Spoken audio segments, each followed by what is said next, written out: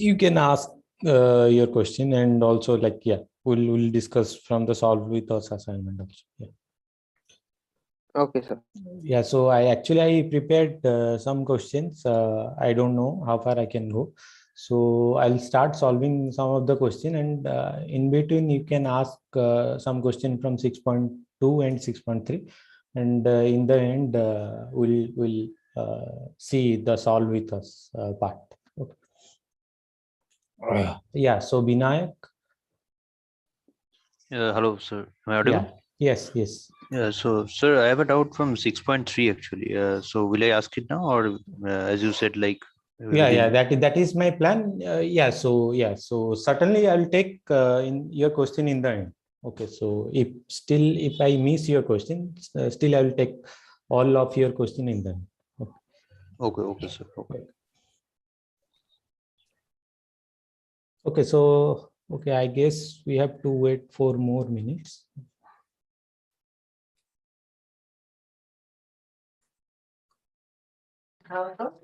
Sir, I have a conceptual doubt from Solve with us. Yeah, what is your doubt? So there's a procedure mentioned in the Solve with us in key points 2. I couldn't understand steps 4, 5, and 6 under that procedure. Okay, let me see. Solve with us 2, right? Yes, sir. Key point, which key point 2, right? 6.2. So key point in 6.2, key points 2, right? Yes, sir. Yes, sir. So you have doubt in step 4 and step 5, right? 4, 5, 6. 6, yeah. Basically, that is what you asked me last time. Do you remember it? Yes, sir. I did ask, but yeah. So okay. So I'll explain all this procedure while solving some of the questions, because I'm planning to solve some questions from 6.2 and as well as 6.3. So in that time, I'll explain you basically what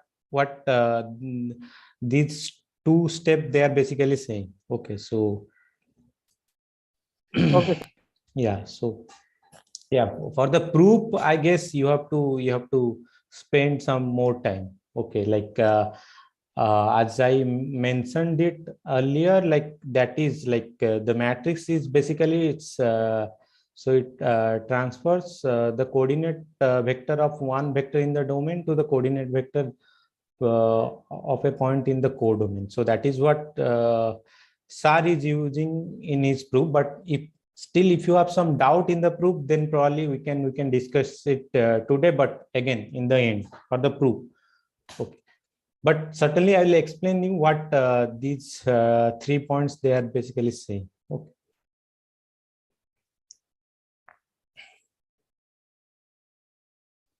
So maybe illustrating with examples would do. Yeah. I'll explain with examples. I have prepared few questions, so at that time I'll explain.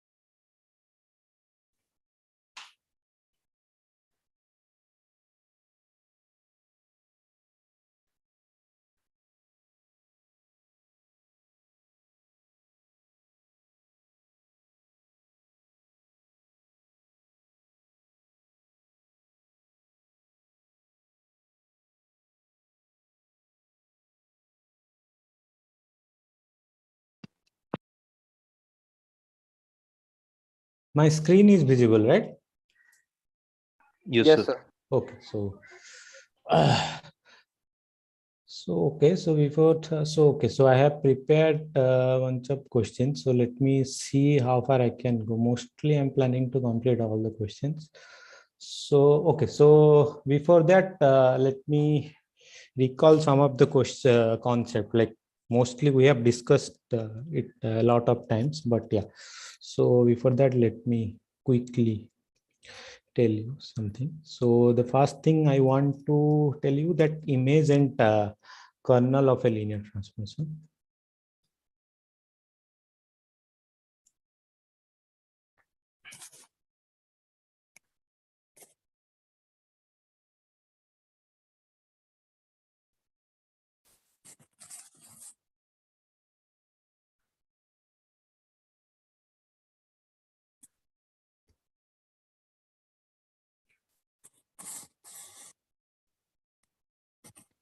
So suppose you have a linear transformation. So it's basically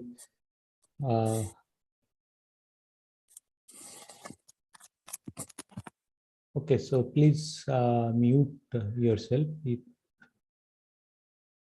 getting some noise. Okay. So so suppose this is a linear transformation, and how we define kernel of a linear transformation. So kernel of a linear transformation. Kernel of a linear transformation is basically set of all elements in my domain such that image of these elements, basically the zero vector in your codomain, right? So the kernel is basically set of all elements in the domain that are maps to the zero element in your codomain. Okay, so you have to take all the elements such that the image of these elements are basically zero. So you can check that. So that we need to check that kernel of T, it's certainly a subset of V. It's by definition it's a subset of V, but even it is something more than a subset. It's basically a subspace of V. So once this is a subspace, I can talk about the dimension of this vector subspace. Okay, once I have this subspace, I can talk about dimension of this subspace. So dimension of kernel of T is basically the nullity of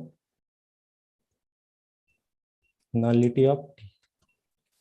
Okay. So that is how we define nullity. Nullity is basically dimension of this vector subspace. Okay. So one thing is clear, that nullity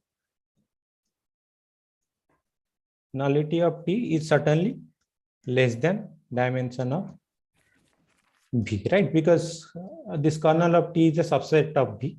So subspace of V. So then the dimension of this subspace should be less than or equal to the dimension of this vector space. Okay. So so the next thing is image of T, or you can say the range of T. Both are the same thing. So image of T. So basically it's set of all elements in the codomain. So such that there exists a V in your domain for which T of V is W. So what basically is image of T? It's a subset of W.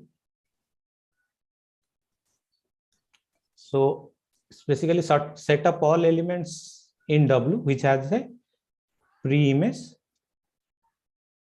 in V. So you have element in your vector space V, so that T of V is W. Okay, you have to consider all the elements which have pre-image in your domain. Okay, so this is how we define the image of T, or you can say the range of T. So again, you can check that image of T, obviously by definition it's a subset of W, and you can show that actually it's not only a subset, it's a subspace of W. It's a subspace of W, and since it is a subspace one, so we can talk about the dimension of that. So the dimension of image of T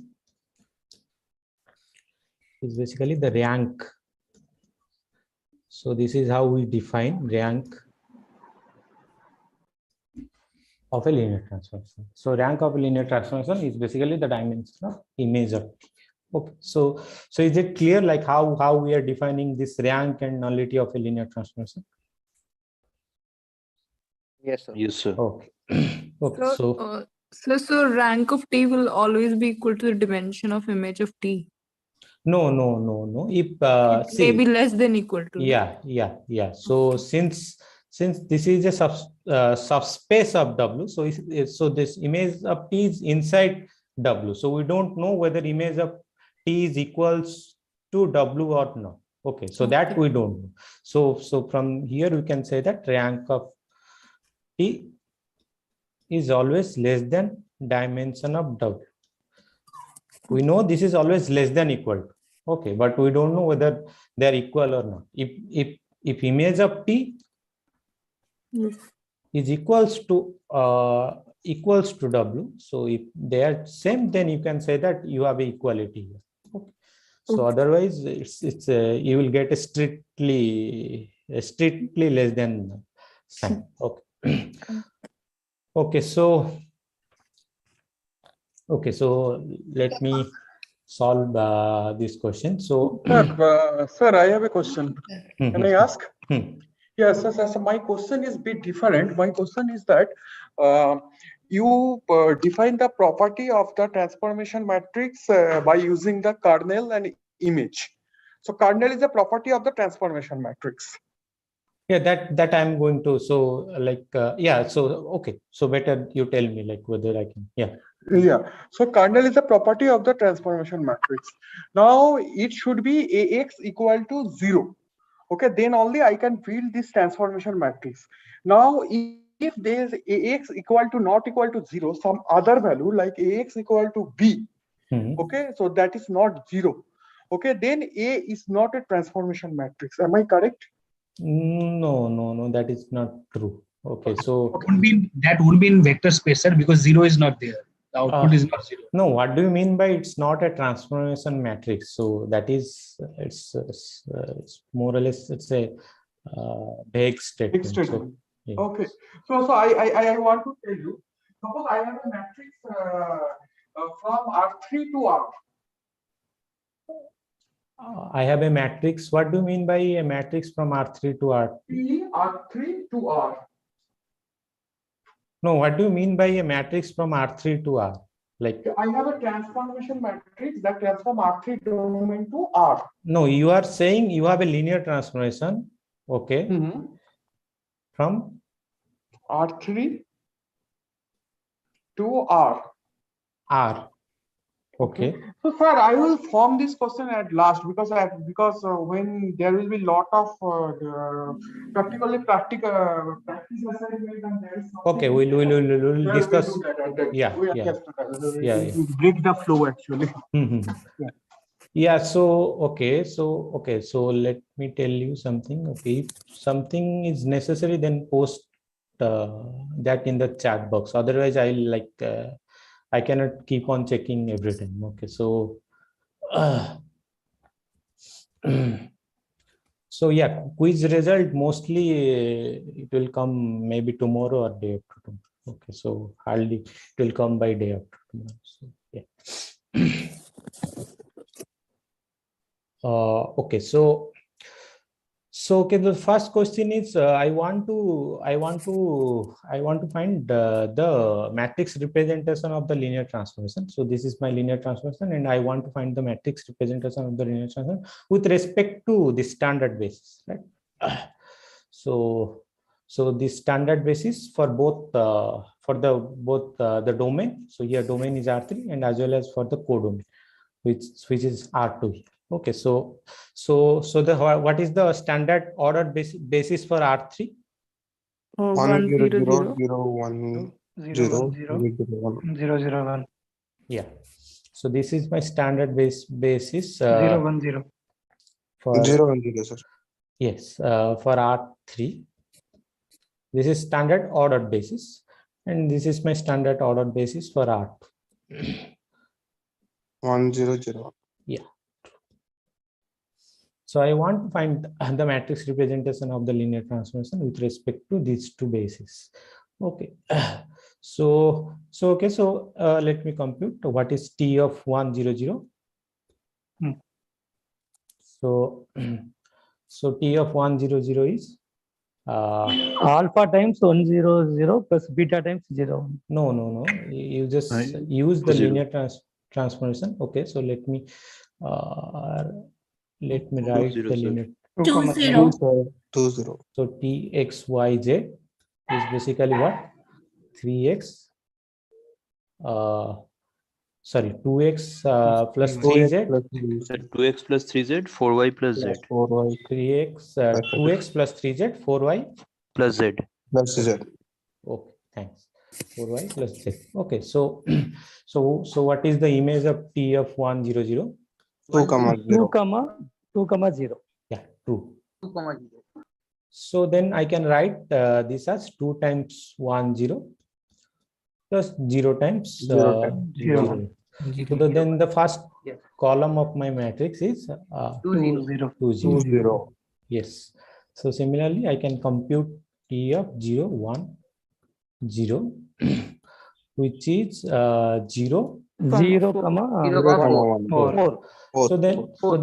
So then the second column will be 0 0 4 Yes, sir. and 0 0 1. 3 comma 1. Yes, 3 comma 1. So 3 comma 3 comma 1. So okay, so this is my matrix representation of the linear transformation T with respect to these two standard bases. Okay, so this is the matrix representation. Okay, so okay, so yeah, so then I guess you can check which option is correct. Maybe Third option 3. Yeah. Option 3.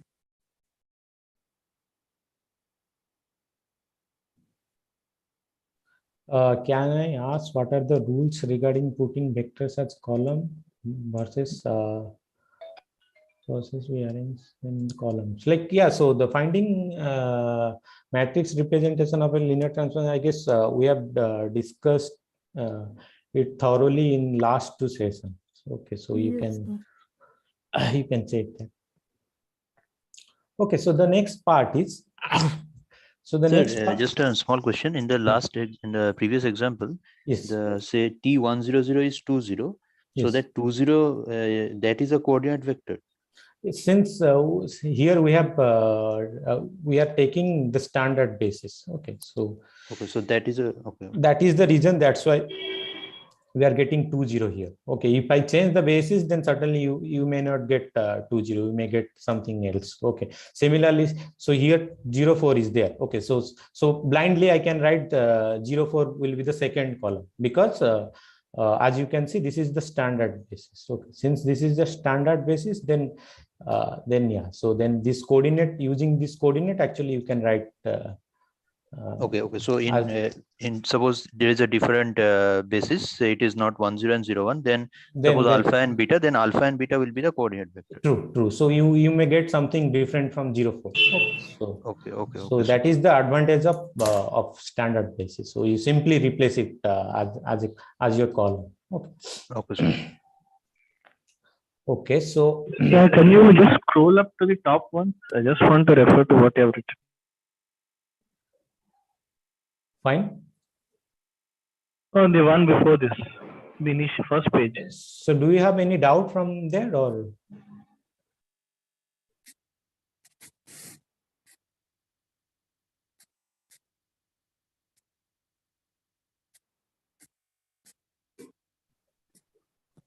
So can you show the solutions, the 4 solution options again?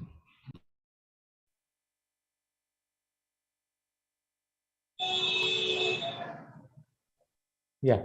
So So why is option 2 not right and why option 3 is right? Also they look same. no, they don't look same. Okay, so this is a 2x3 matrix, this is a 3x2 matrix, so they are not same. Okay, so they are certainly completely different. So I okay, have a doubt in activity 6.3, question number 10. okay, so we'll discuss in the end. Okay. So again, so the next thing is I need to find the kernel of the linear transformation. Okay, so again, let me write the linear transformation. I guess, so can you tell me the linear transformation is 2x plus 3z, right? 4y, 4y 4y plus z. This is my linear transformation. So Yes. I want to, okay, so so there is a process, so I'll discuss it with some other examples. So how you can actually you can get the kernel and image using the matrix representation, but for this case actually we can do it directly, so we don't have to go to the matrix of the linear transformation to check the kernel of the linear transformation. So what is the definition of the kernel? Okay. So in this case, kernel is basically set up all points in your domain, which is R3, such that the image is basically 0 vector in R2. Okay, so this finding kernel is equivalent to solving this system of linear equation, right? Solving this, so using this we will get a system of linear equation. So finding the kernel is same as solving this system of linear equation, right? So so basically kernel is set up all x, y, z such that they satisfy these two equations. So from here I can write x as minus 3 by 2z, correct. Similarly, from here I can write y as minus 1 by 4z. Z by 4. Yes. So so in other words, I can write my kernel of t is minus 3 by 2z. Is basically xyz in RQ such that x is minus 3 by 2z, Y is minus 1 by minus 4. 4z, right? So what I have to do now, I just have to replace this x and y here. So the kernel is basically minus 3 by 2z z minus 1 by 4z comma z, but z is in z varies over reals, right? So you can see that this is nothing but this. So this I can write z times 3 by 2 minus 1 by 4 1, right? So it's clear that this set is nothing but it's a span. It's basically span of R3.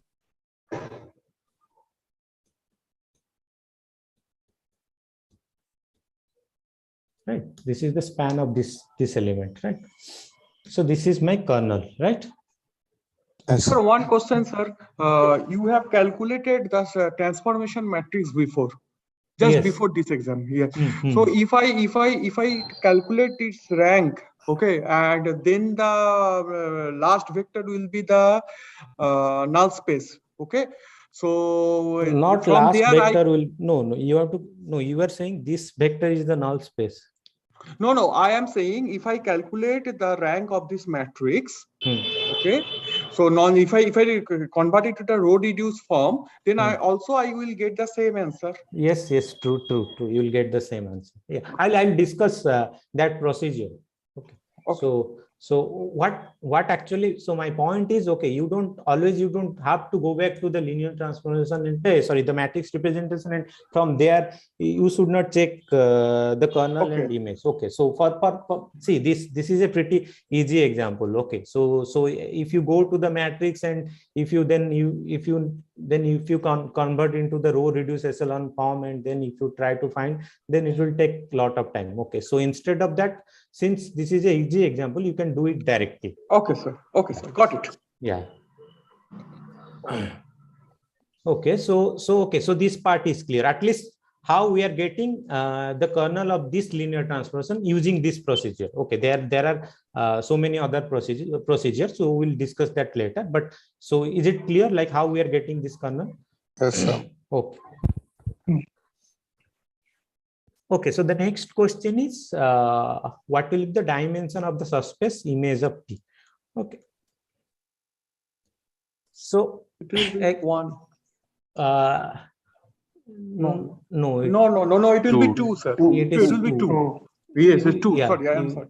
You can say it directly if you use rank nullity theorem. But yeah, so certainly it's even you can easily check like why the dimension is 2 even without using rank nullity. Okay, so the image of T is by definition it's what? It's T of XYZ, right? Where XYZ varies over all the elements of R3, right? So so this I can write as 2x plus 3z 4y plus z. Okay, so where x, y, z, they are all real.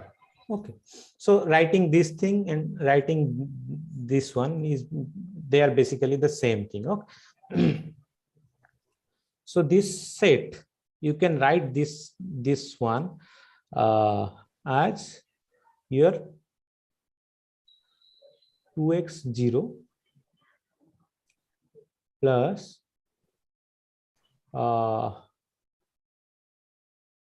0,4y. Sorry. 0,4. 4y. Okay, what I'm writing 0,4y.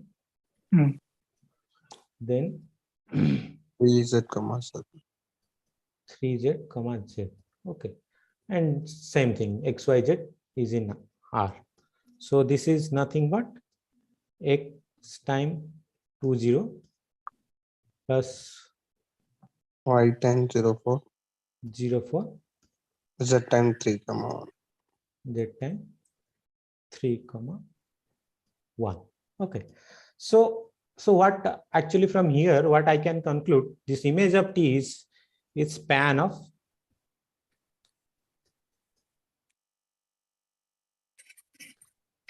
of these three elements, right? 2, 0, 0, 5.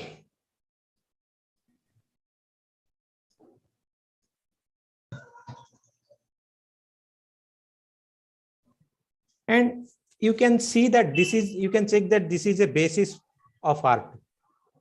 This 20 and 04, right? It's a basis of R2. So I can say that the span of this the above one is basically same as the span of the below one,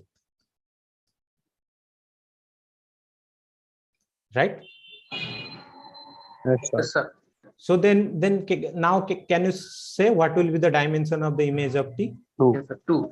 2, because this is a linearly, yeah, this is a linearly independent set, and by the definition this one spans image of T. Okay, because we are taking span of this. Okay, so Can then you go up a little bit? Can you go up Please, to the can you go? beginning? sorry. Can you Can go you up? go up? So the second last step I was couldn't get this. Yeah. Okay, so which one? This one from here This. to here, here to here. Yeah, here to If here. no, like The if you previous add one also. these three things, okay, you will get this one, right? Okay, so what you are doing is you are adding these three things.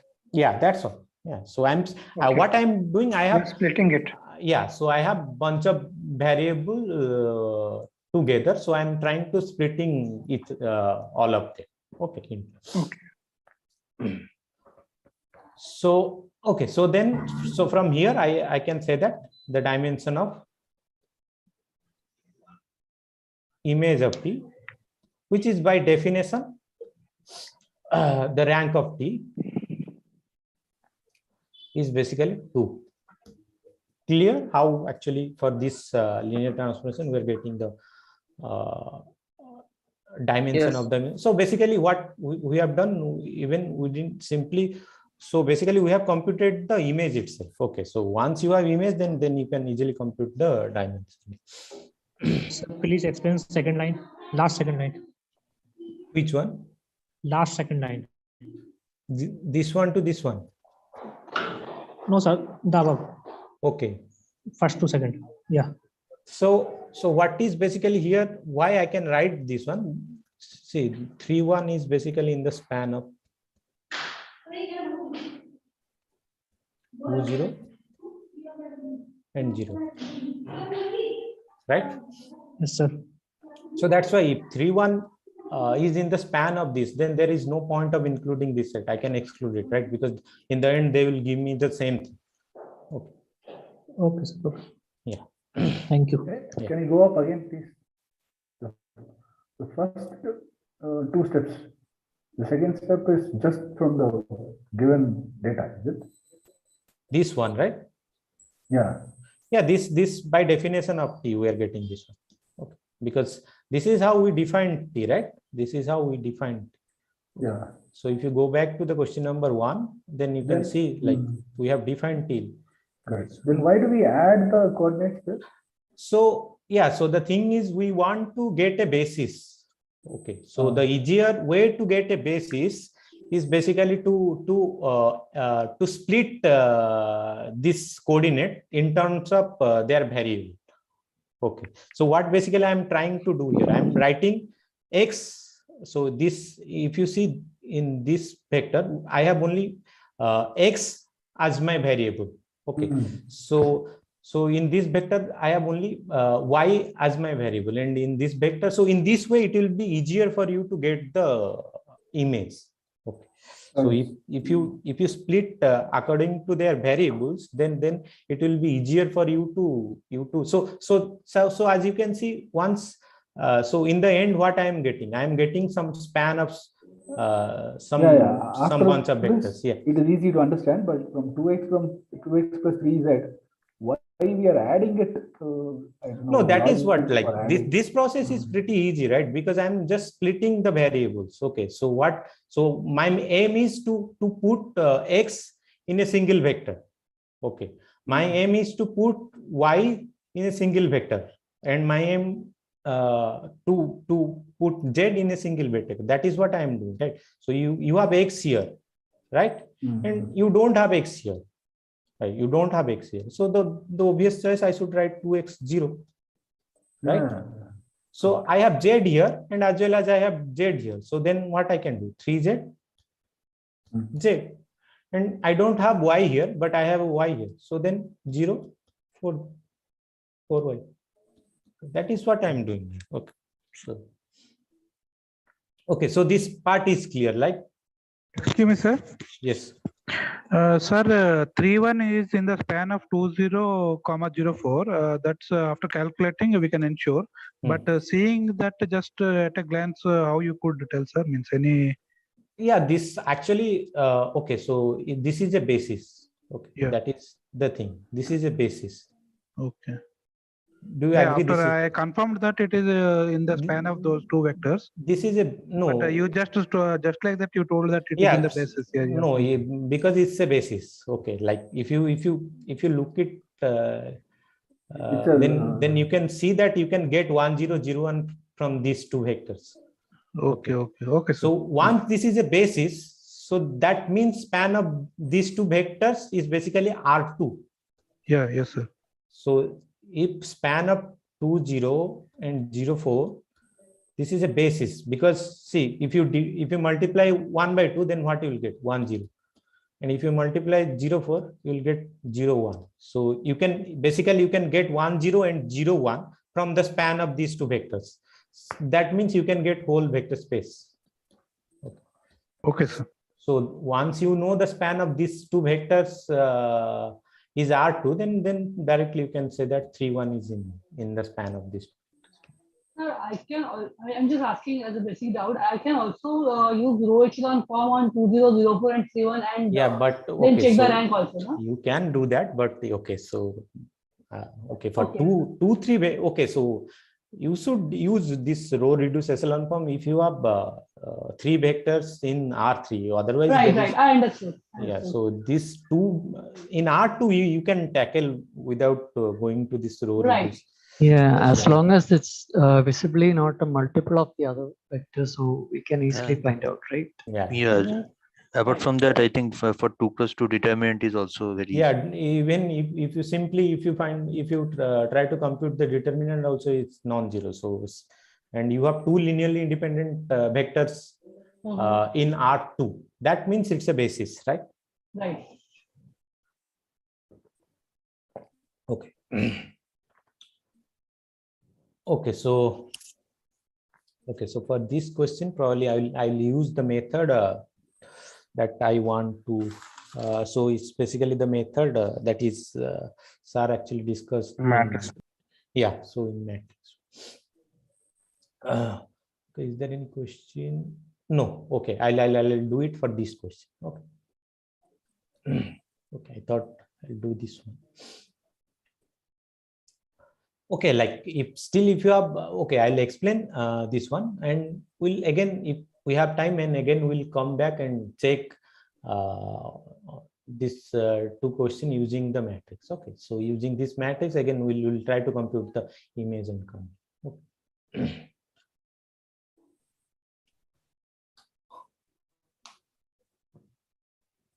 Okay, so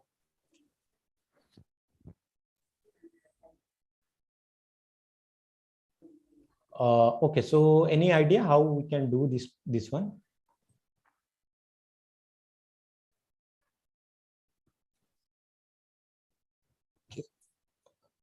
So can we do the same thing the way we have done here? The way we have done here to find the image of this linear transfers. Can we do the same thing over here? Yes, sir. Okay, so image of T is basically what by definition? Range of It's basically X, Y is X minus where X, Y, Z belongs to R cube. Yeah, so in other words, X, Y, Z belongs to R. So yeah, so then X minus Y plus Z. okay, so before that I'll explain you. So okay, so this is not a proper way to solve this question. Okay, so let me tell you how you can actually easily tell from the options that this one is this. Certainly you can easily tell that this is not correct. Can you tell me why this is not correct?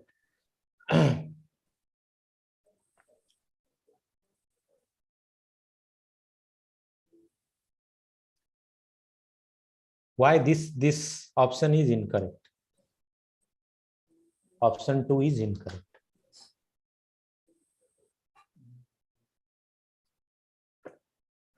With the first equation, when x is equal to 0, y it will be like y equal to minus z. No, what is this set? First, can you tell me what is this set? This may be X value and the YZ value other than So, 0 so may be here, possible. so here it's saying that in this set, the X X equal to 0.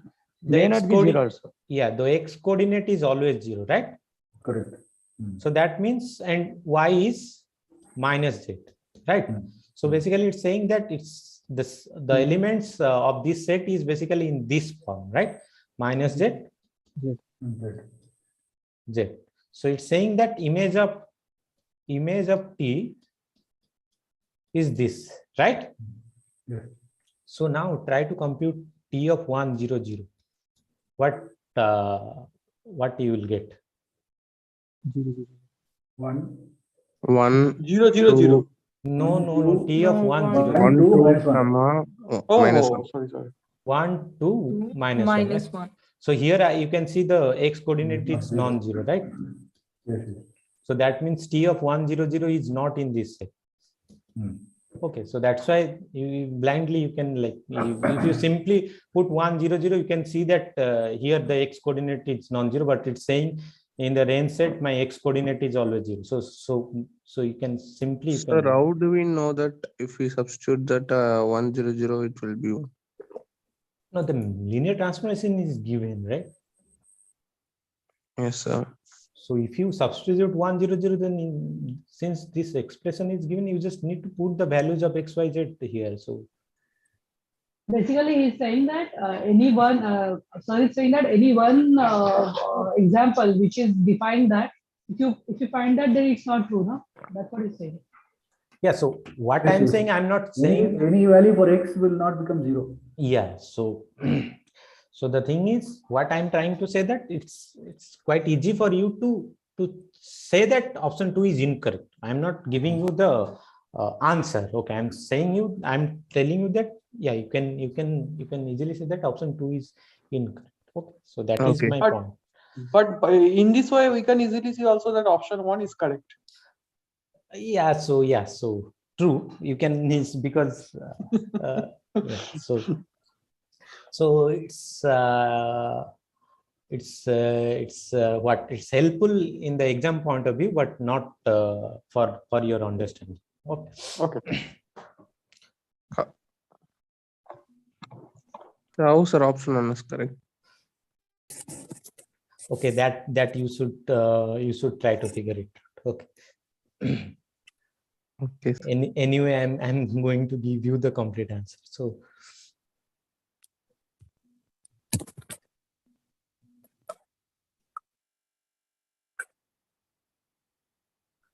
okay, option 1 is why incorrect. Okay, so let me tell you why. Why it's correct. So if you so this is the X coordinate of your codomain, right? This is the X coordinate, right? This is your Y coordinate, right? Yes. This is your Z coordinate, right? So it's basically saying the range of T satisfies this condition, that the X coordinate is basically saying X coordinate is basically Y coordinate plus Z coordinate. So now you add this Y coordinate with Z coordinate and you check whether you are getting the X coordinate or not. Okay. So if you will get the same thing, from there you can say that option 1 is correct. Okay, sir. Okay. So yeah, so the thing is, as I said, these things are okay. So it's good for exam point of view. You can easily compute all these things without doing much, but yeah, certainly not good for understanding point of view. Okay.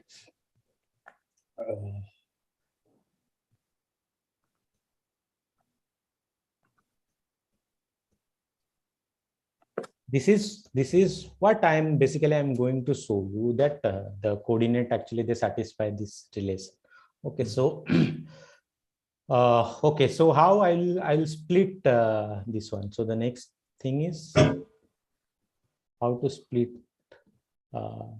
these vectors in terms of their coordinates. So this is, I can write X times 1 minus 2 2 minus 1. Okay, so okay, yes, you can see like what actually I'm doing. I'm skipping one step. Okay, so this is, I can write -1. -1 -1 1 minus 2. -2. Okay. Then 1 minus 1 plus 2. Z times 1 minus 1 2. Okay. So okay.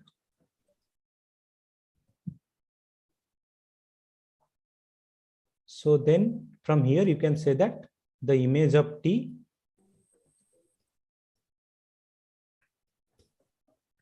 is basically span of these 3 vectors, right? Yes, sir.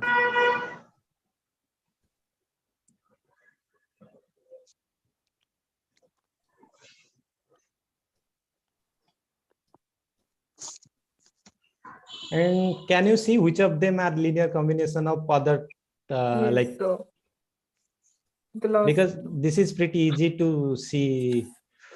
Last two are Last two. Can you see this one is Negative of other. this is just -1 times. yeah, this is basically, it's a, if you multiply -1 with this vector, you will get this vector. Okay, so you can easily remove the one of them. Okay, so let me, so I'll remove this one. So this span of this one is same as 1 2 -1 -1 1 -2. Okay, so this is my span, and this is a linearly independent set, right? This set is a linearly independent. See, because as you can see, none of them are multiple of each other. Okay, so from here you can say that the dimension of image of T is what? 2. Yes. Right. So the next thing is, so this is a plane, right?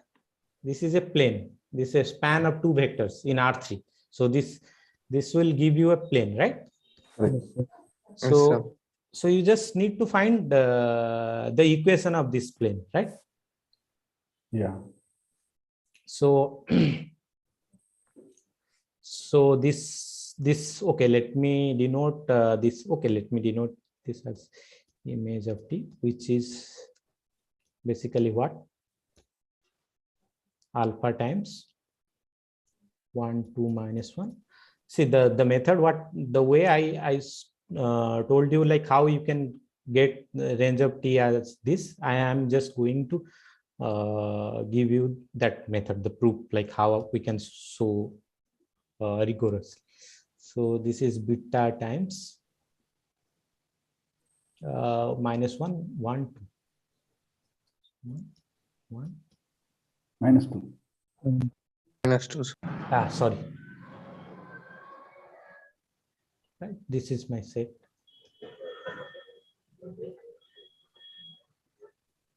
So this is basically alpha minus beta, 2 alpha plus beta.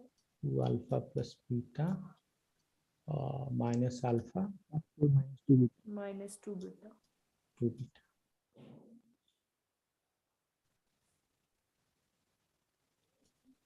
So alpha beta is in R. Okay. So now I'll just what I'll do now, I'll just change the variable. Okay, so what I'll do now, I'll denote this alpha minus beta y as 2 alpha plus beta and z as minus alpha minus 2 beta. Okay. So okay, so here is the tricky part. So here you can see that actually this what if you add this one with this one is, so basically you will get x. So this may be y minus z, sir. Y minus z. No, I guess y plus. Yeah, correct. X equal to y plus z. Correct, sir. Correct.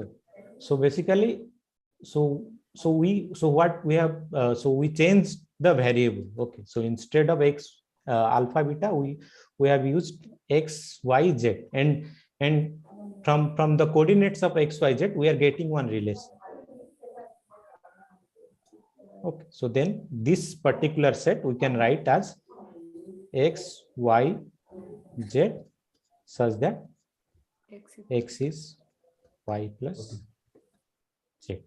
Okay, and x y z is in R. So this is my image of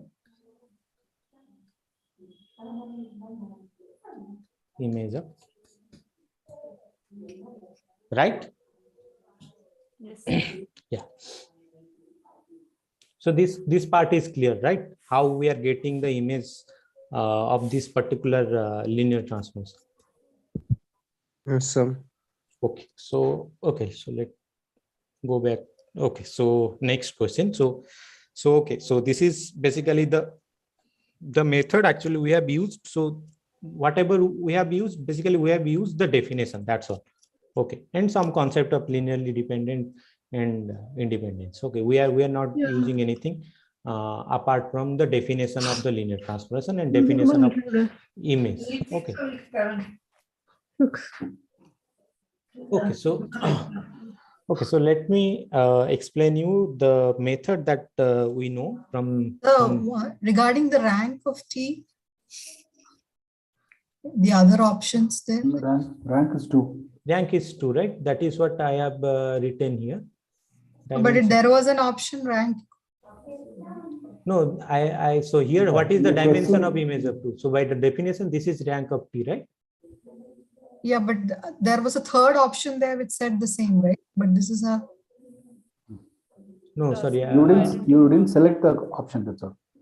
No, so here option 1 is correct, option 3 is correct. So this is wrong, this is wrong. That's all. Okay. So, yeah. See, once the rank is 2, then certainly rank cannot be 1. So yeah.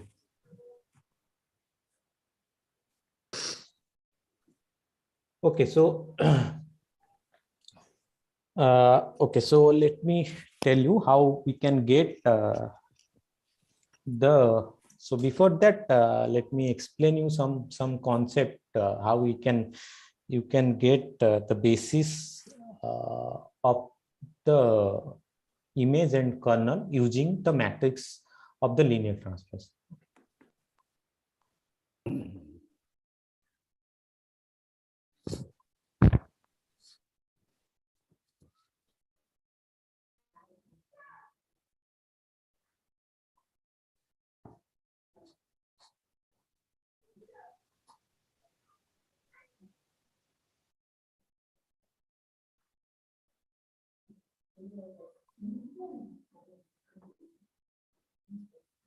Okay, so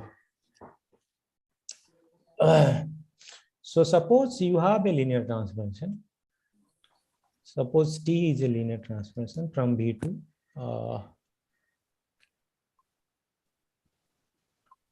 W.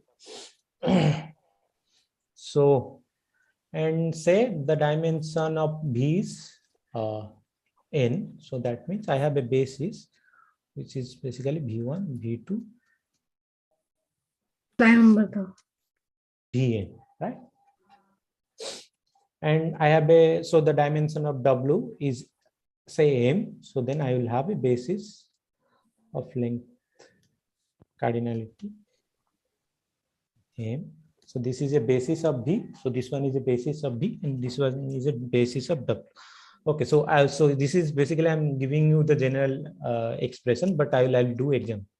So so suppose I have a matrix. So with respect to these two ordered bases, so this is a ordered basis of B and this is a ordered basis of W. So so suppose I have a matrix A of this linear transformation with respect to these two ordered bases.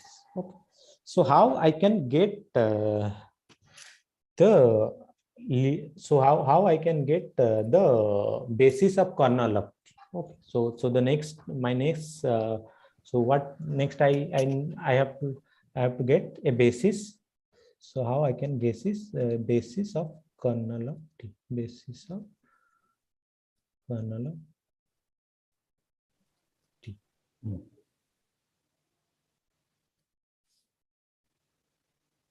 So basically, I am just giving you the algorithm. So first, you have to find the null space of T. Okay.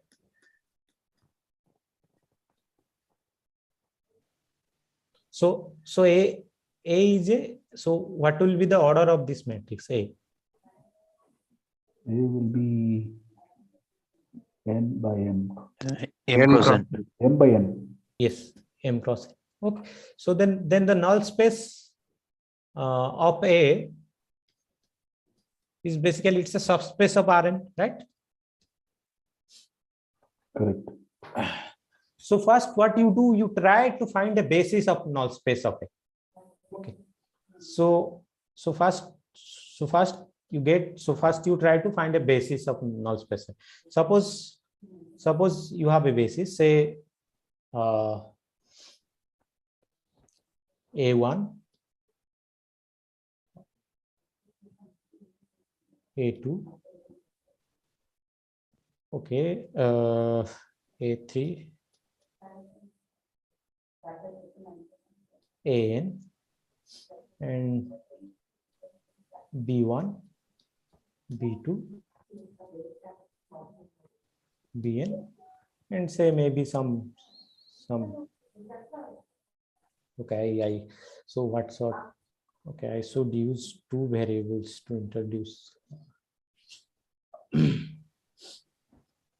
So you may So you use can do A11. Yeah, A11 to A1. Yeah, that is what I should use, but I thought it may confuse you more. So the basis of kernel of T is the null space of A. No, correct? no. There is slightly difference between null space of T, null space of A, and null space of T. Okay, so let me take say A11, A12, A1n, A21, A22, A2n, and similarly you have AN1 and ANN, right? Okay, I have, okay, so instead of n I'll use m because the basis, the rank, so the dimension of Rn is n, so then this will become a basis of Rn itself. So m1. M is the number, is the dimension of the, yeah. So you can use K. Yeah, maybe. K1, K2, K. So suppose the dimension of the null space of A is K, and I have a basis of K elements. So from here, how I can get a basis of kernel of T? Okay, so kernel of, so using this vector, you can get a vector in your vector space V. So how? So what you will do? So you have ordered basis, right? V1, V2, Vn, right? It's a basis of V. So using these coordinates of this vector, you can create a basis of B. You can create a vector of B. So this first vector, using this first vector, you create a vector of this vector space B using the basis of B. So this is a given basis. So it's given in the question, because of this basis you got the matrix A. So what will be the new vector? So B not say okay. So let's say x1 is a new vector. So how we'll create this x1? You will take a11 times b1. So your voice is breaking. Now am I audible? No, sir, it's okay. Perfect. Yeah, it's okay for So we are now using this m vectors, we'll create m vectors in my vector space B. Okay, so the first vector is, you take the coordinates of this vector and you multiply a11 with b1, a12 a second coordinate with the second basis vector or second basis vector of the ordered basis b2, and similarly you keep on doing up to a1n up to bn. So using that you are getting a vector x1. Okay, then repeat for all of them. Okay, so similarly using the second vector you will get a new vector x2, right? How you will get a21 b1, a22 b2, a2n bn, and you keep on doing. So in the end you will get some new vector xk using this one. So how you will get? Same process, ak1 b1, ak2 b2, akn bn. See, x1 is in B, x2 is in B, and xk is in B. And how we are getting? We are taking the linear combination of the basis of the given order basis of B. So now this x1, x2, xk is a basis of null space of T. Got it? How actually we are getting the basis of the null space? So is it kernel of T? Yeah, kernel of T. How are we getting the vectors or the coefficients a11, ak1, etc.? Sorry? How are we getting this a11, a12, etc., a22, a21, a22? That is you do the procedure what you have done in your week 2 to get a null space of a matrix. So this is basically the null space of the given matrix. This set is the null space of the matrix A, right? That you can do using the method like this Gaussian elimination method, right? Okay, got it. Yeah.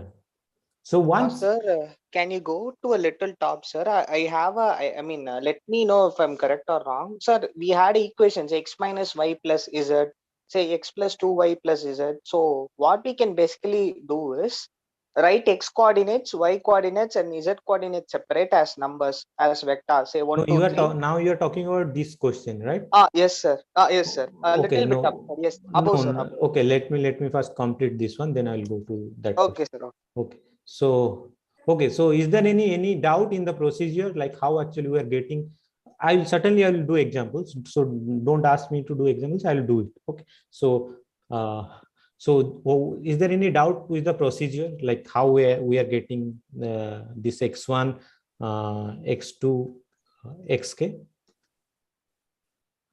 Pritam, now is it clear?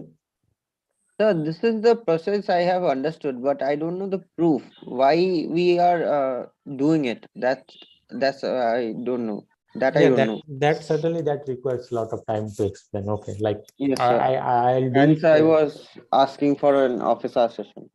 Yeah, that I know. Actually, I have informed Subhajit. Probably will conduct one of his hour session as soon as possible. Okay. Otherwise, let me. Okay, sir. Okay, sir. I'll try to sort it out. Maybe if it is possible in this session. Okay, so I have a doubt. So is A11, A22, and all those the elements of the linear transformation? They are the elements of Rn. Okay. A11, A12, An we are getting from the null space of A. Okay. See, you have a linear transformation. First, you have a linear transformation. Okay. And some ordered bases are given. This one is for B, this one is for W. And using these two ordered bases, we have a matrix. Yeah, right? That's the transformation matrix that we get after. This is the matrix. This is basically the matrix which represents the linear transformation with respect to these two ordered bases, right? Okay. Yeah. So the next step is you try to find the basis for the kernel of this matrix A. Yeah. So this is basically a basis. This is a basis of kernel of A. Okay, kernel of A. So once you have a basis for kernel of A, then you can generate a basis for kernel of T. Okay, once you have a basis for kernel of A, that is the matrix, then you can basically generate a basis for kernel of T. So this is the procedure. What you do, the first element, which basically I'm denoting by x1. It's basically you take A11 and you multiply with V1. You take A12, you multiply with V2. You take A1n and you multiply with V1. Then you take the sum. Okay, then you take the sum.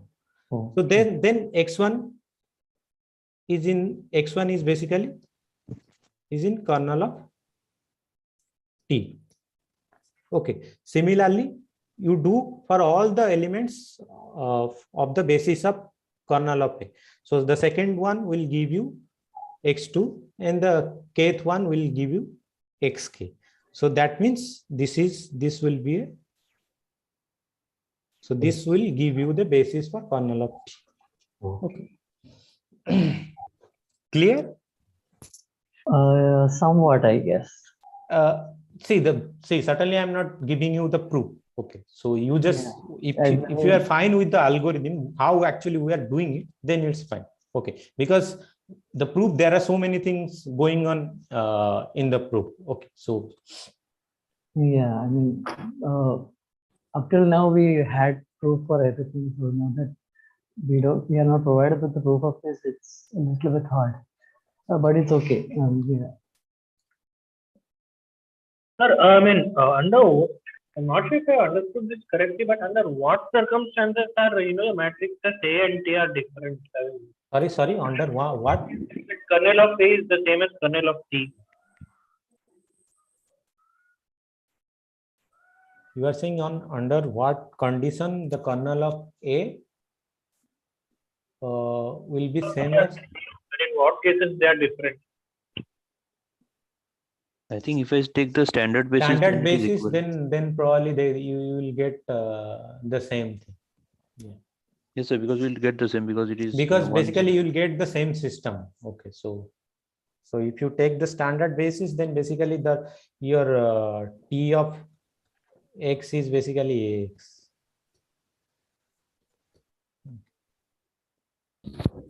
However, if the basis changes, this doesn't hold true, right? No. If you take a different basis, then this is incorrect. Okay, sir. So basically, first, if you're taking standard basis, then basically the solving for A is same as solving for T. Yeah. Okay, so let me do the same thing. So again, finding the basis for image of T is more or less same. Okay, the procedure, whatever I am doing for V1 to Vn, I have to follow the same procedure for W1 to Wn. I'll explain it. Okay, so before that, so shall I explain the procedure for finding image of T? Then I will solve some Sir, question. can you go with an example and then go with the image of T? Okay, fine. Okay, so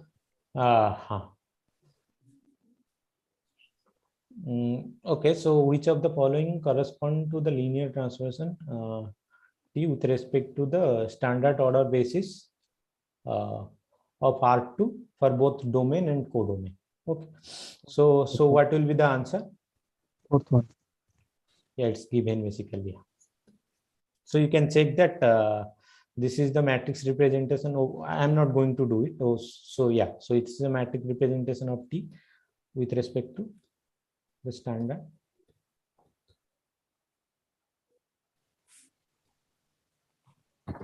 basis. Okay, so this is my matrix. Okay, so so my next question is okay, finding the kernel. That's good. Okay, so so my next step is so this is my A. So now this is my A, and T is a map from R3 to R3.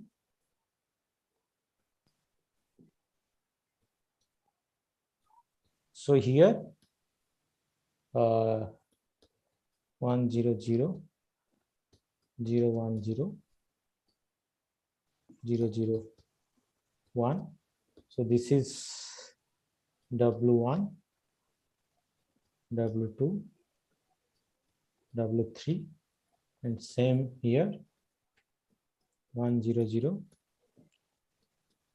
0 1 0 0 0 1. This is my V1, V2, V3. So I have my matrix and I have my basis. So next thing what I have to do, as I have explained it earlier, so next thing I have to find the null space of A. Okay, so the next part of yeah, so the next part of this procedure is to find the kernel of null space of T. It's basically we need to find a basis for the null space of T. Okay, so how we can get a basis for the null space of T? So what is my matrix? The first column is 1 2 0 1 2 0. The second column is 1 0 3 3. 3. Third is -1 1 3. 0 3 3 minus 1 1 3 3. minus 1 1. No, -1 1 3. Yes, thanks. So I need to find a basis for the null space of this matrix, because this represent the linear transformation. So for that I have to find the row reduced echelon form, right? Yes, sir. Okay, Yes, so sir. yeah, so tell me what I should do now. R2 minus 2 Subtract R1. 2 from 2 R2 minus R2 minus R1. 2 R1. 2 R2 minus 2 R1. Yes. So then this is 1 0 1 minus 1. This is 0. 0. This 3. is minus no, Minus 1. 3 correct. and 3.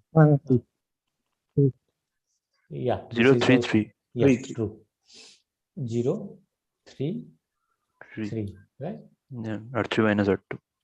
So the next procedure R2 is by 3. R3 minus R2 by 3. R2 minus R3, right? So 1 R3 minus R2. So R3 minus R2, then the 0 column will be at the last. Okay. Yeah. Sorry. 0 3 3 0 0 0, right? So then R2 by 1. R2 by 3. R2 by 3. Yeah, so 1 by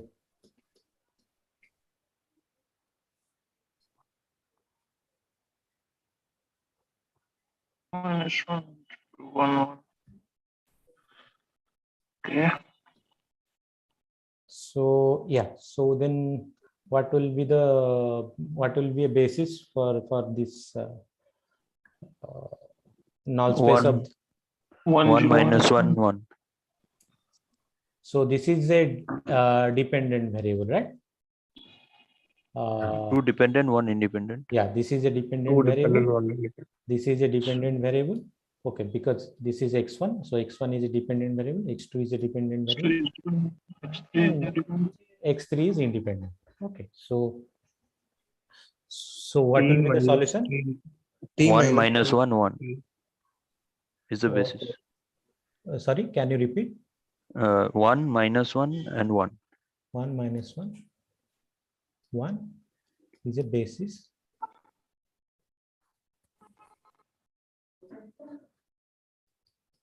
of null space of this matrix. Okay, so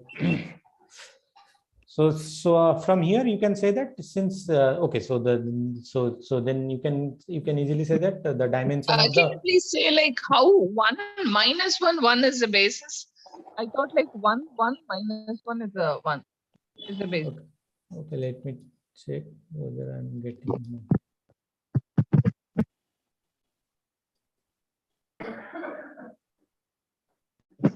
Yeah, this is a basis, right? Yes, sir. We will get like t minus t and t. X1 plus x3 is equal to 0. Okay, do you want me to compute? No, sir. This one. Yeah, so it's basically it's like you just like you just need to take some x, y, z, and then you have to take z as t, and if you substitute 1 in place of this, then basically probably you'll get 1 minus 1. Okay, so this is a null space of A. Okay, so sorry, this is a basis of the null space of. Okay, so since the dimension of null space of A, which is 1, so then this should be same as the dimension of kernel of T, right? Because see, if you have as I have showed here, if you have k vector here, then you are getting k vector here. Okay. Okay, so then what I have to do? I have to create a basis using, so this is my A11, A12, A13. So then my x1 will be A11 times 1 0 0 1 0 0 B1 1 0 0.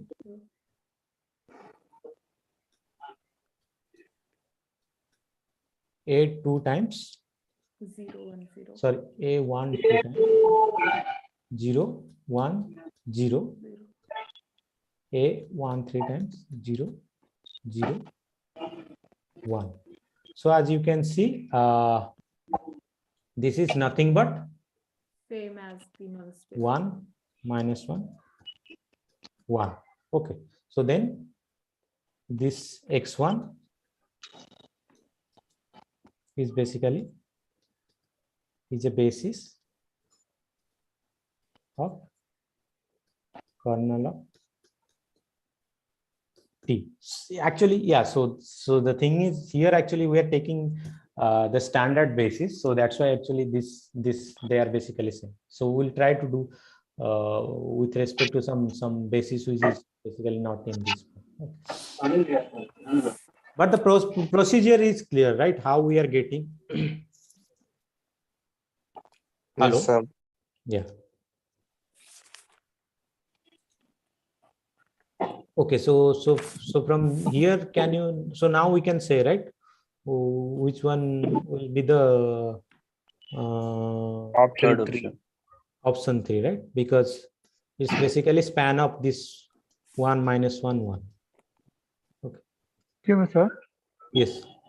In the same example, we can find the image space also from the column space, no, sir? Yeah. That I will explain. I'm with the null space of T. Okay. So, Okay. Okay. Thank you. So the next thing is how you can get. So next thing is how you can get the image. How you can get the image of T. Okay, so the same thing.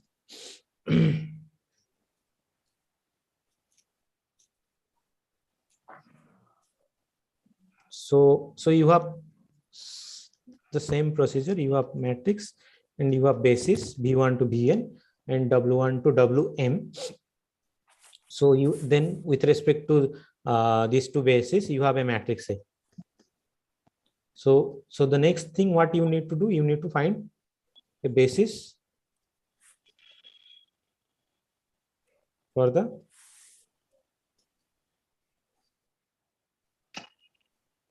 column space of A. Okay. So the next step is you should find a basis for the column space of A, right? So say the basis is B11, B12, B. So what I should write here? B1 N. M. Yeah, because A is a M cross N matrix, right? So similarly, I will have B1, B2 to M. 2M,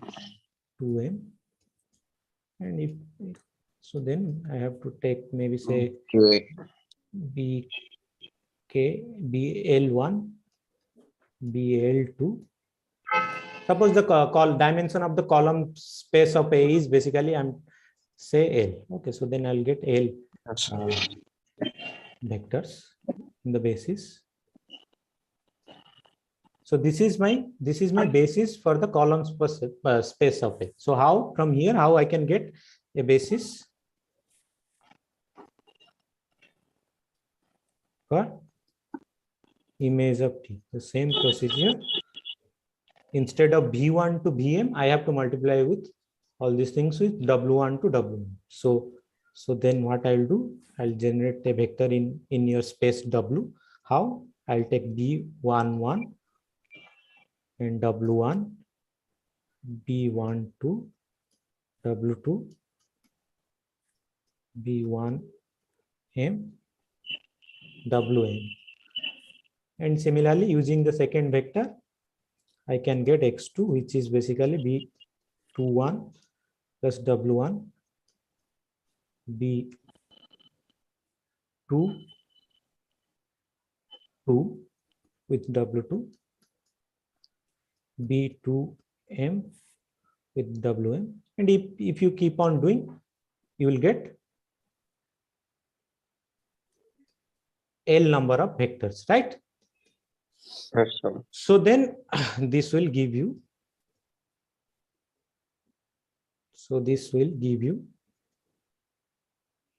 a basis for image of T. Okay. So Yeah. So then we can do the same thing over here. So so what? Okay. So let me go back to the matrix. So this is my matrix, right? yes, sir. So from the row reduced echelon form, so this is my row reduced echelon form. So can I say that which of the following vectors will form a basis for the column space of A? Column 1 and column 2. Yeah, because you have So this is a dependent variable, and this is a dependent variable. So these two vectors will form a basis for the column space of A. So okay, so 1 2 0 0 3 3. So 1 2 0 0 3 3 is a basis of column space of my matrix A. So from this vector I can create x1. So x1 is what? A11. A11 into 120. 1 0 0 2 times the second vector of your Standard basis. Standard yes. basis. Yeah, so here actually this is standard basis. So this is x1, which is basically 1 2 0, and similarly you take 0 1 0 0 3 0 1 0 and 3 0 0 1, you'll get 0 3 3. Okay, so then this will give me a basis. So this is x1, which is same as the previous, will give me a basis of image of T. Right? Sir, I have a small doubt. So, are we multiplying this A11, A12 with the basis of the codomain? Yeah, here actually, yeah, that is what here actually, since here basis of codomain and domain are same. So here actually, yeah. So here we are multiplying with the basis of the codomain. Okay, okay. Yeah. So as I have explained here, actually, as you can see, we are multiplying with the basis of the codomain W1, W2, and Wm. It's a basis of your codomain, right? Okay. So okay, I'll try to do with respect to some different basis.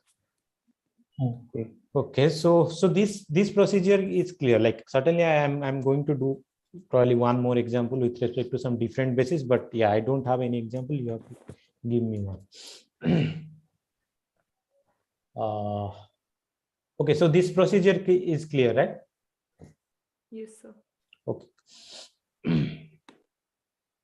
Okay, so let's go to the next question. Okay, sir, so one question.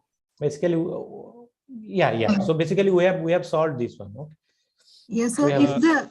If the bases are the standard basis, then can you just assume that the image basis would be the same as the basis of the? Yeah, that is someone already asked this question. Yeah, that is true. If your basis is standard basis, then you can do that. Yeah. Okay. Okay, so basically we have also computed the rank of T because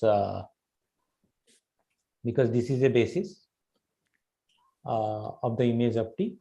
So that means the dimension is 2, which will give me the rank of the linear transform. Sir, can you please explain the last step of question number 5? Last step, generating x1. Question number 5, yes. Below. Number 5 is basically finding the standard. Okay, so what you were saying? Last step, while generating x1, x2. This one, right? So do you agree this is a basis of null space of A?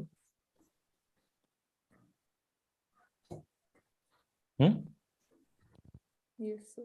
Yes, sir. This is the null space. We have already calculated it. So then this is your so by the procedure that I have already explained you here. So then you have a single vector here, right? In the null space of A, right? In the basis of the null space of A, you have a single vector here. Okay. Yes, so sir. then you will get a single vector in the basis for the null space kernel of T, right? Yes. So this is what? This is A11, this is A12, this is A13. Yes, right? yes, yes. So then if you have a linear transformation, so you have a linear transformation from V to W, right? So, Yes. so the basis of V is given, right? So this is a standard ordered basis. Okay, okay, sir. Yeah, so then you have to multiply A11 with the first element of the basis. You have to multiply A12 with the second element of the basis. You have to multiply A13 with the third element of the basis. Okay, so this will give you X1. So here you have only one element in the basis of null space of A. So you will only get only one element in the basis of kernel of. समझ आया और depth समझ नहीं आ रही मुझे. Okay, please mute. जाने की जरूरत ही नहीं.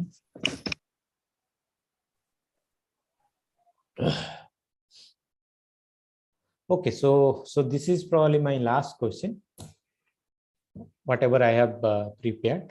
So okay, so any idea how we can? So okay, so the thing is, it's basically you have to use rank nullity theorem here. So let me tell you what is rank nullity theorem.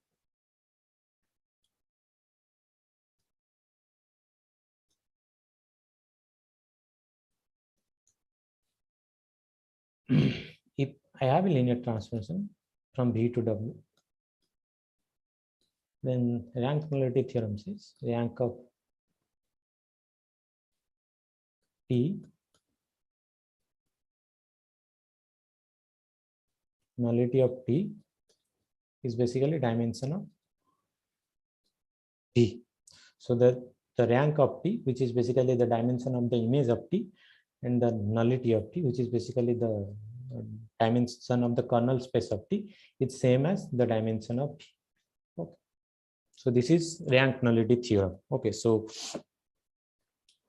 yeah, so it has a lot of consequences. So you can easily say a lot of things using this rank nullity theorem, like basically a lot of things in the sense about the injectivity and surjectivity of a linear transformation using the rank nullity theorem. I guess there is one tutorial video, it's basically in, I guess, in week 7. Okay. So week 5 last tutorial. Okay, maybe, yeah. So okay, so what about option 1? Any idea whether so there is no like some proper method that you can do it. So you have to use some kind of example. You have to provide some kind of example to prove it or disprove it. Okay, so any idea for option 1? So from using the rank nullity theorem, we can conclude that the dimension of V has to be even. No, I'm saying option 1. Yes, sir. I'm just okay. I'm coming. Okay. That you can use to disprove option 2. Yes, okay. Sir. Yeah. Okay. So I Sir, solved if it by transformation is unitary multiplication, then this is possible. What is your transformation? Give me. Unitary multiplication. Sorry, multiplied with 1. No, what is your transformation? Just give me the algebraic expression. Don't tell me if you multiply with unit. What is your? So give me a map. R squared to R squared. So basically, I took a general matrix for the transformation and then put certain conditions to derive it, and it took some time, but yeah, I got one actually. T of xy equals xy. T of xy equal to xy. xy. With that both cannot work. What is the image of this linear transformation? And that's R2. Sorry? Image is complete R2. Yeah, what is the kernel of linear transformation? That is 0. Yeah, that's 0. Wow, my bad. Sorry. You are basically, it's basically you are taking a isomorphism. So if you take a isomorphism, then certainly you will get completely different thing. So the image space and the kernel space is same, which means their dimensions should be same. So in this case, rank and nullity both should be 1. Yeah, true. Yeah, This can be x0, right? X0. Can we consider x0? Sorry, x0. So in that case, the image space would be the x-axis and the kernel space would be y-axis. They won't So be equal. what about swiping? R2 to R. So okay, yeah, this way it works. So this will work. Okay. Whatever you suggested, like why if you make x to be 0. So if I'll do like this, then the image is basically y-axis. Y-axis, and the kernel is x-axis. The x-axis. So what I have done here now, I have changed the coordinate. So instead of putting y-axis y in the second coordinate, I'll put y in the first coordinate. Now it will one more transformation which I came up with was x minus y comma x minus y. X minus y comma x minus y.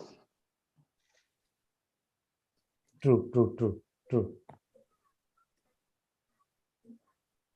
How, Yeah. sir? How because is this? Can you explain because so you are talking about the second one, right? Hello. Yeah. You are talking about this one, right? Yeah, this one. Yeah. Yes. What is the image of T?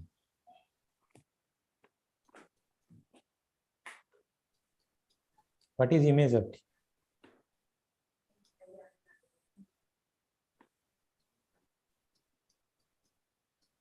Right? Yes. So basically it's span of 1, right? So can you see the kernel is also span of 1, 1?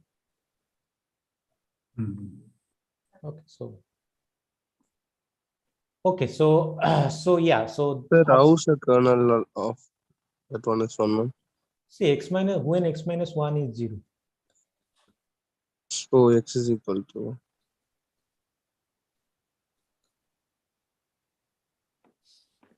Okay, so then we have an example. So we have a linear transformation from R2 to R2 such that image of T is basically kernel of T. Okay, so that's why option 1 is correct. What about option 2?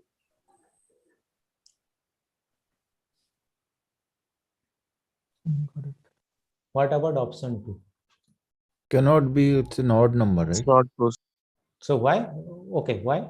Can you tell me why it's an odd number? Why it's not possible? Normally, either one will be 2 or one will be 3 or. No. You tell me why it's not Image possible. plus rank, nullity Yeah, plus rank let him give the answer. Okay, so why? I mean, due to rank nullity, either if both are equal, then it can be either 1 or 2 or 3, 0. It cannot be equal, right? Okay, so your point is it cannot be a odd number, right? Yeah. Yeah. So so rank nullity theorem says nullity of T plus rank of T is basically dimension of which is 3. But it is given that the image of T is same as the kernel of T. That means the rank of T is same as nullity of T. So that means 2 times rank of T is 3, and rank is always an integer. It can be 0, 1, 2, 3, 4. It cannot be 3 by 2, right? Yes. So yeah, so that's why it's not possible. Okay.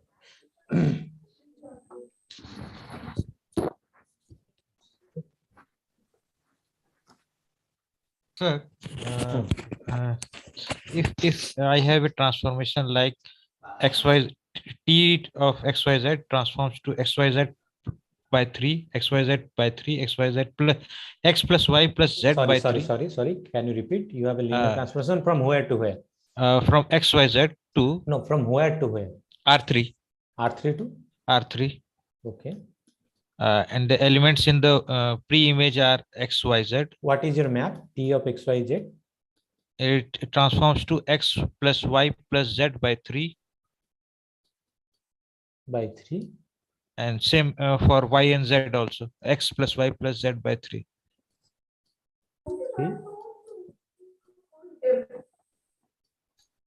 3. Yeah. What is your question? Sir, in this, can't the pre-image be the same? Because what can is pre-image? Why you were computing the pre-image? Sir, 111 can no. span. What actually? Still, I'm not sure. You are trying to disprove this one or what? You are trying to like you are trying to find an example of this one or what? Yes, sir. Okay, so what is your argument? So the span of this one can be 100. What is the rank of this linear transformation?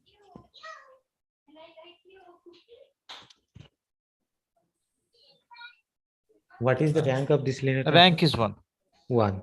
Yes. Okay, so then. So yes, sir. Yes, sir. I understood.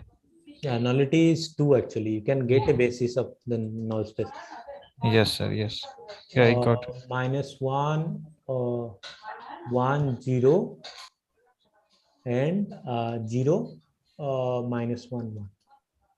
This is a basis for the null space of T. Okay, so you will get.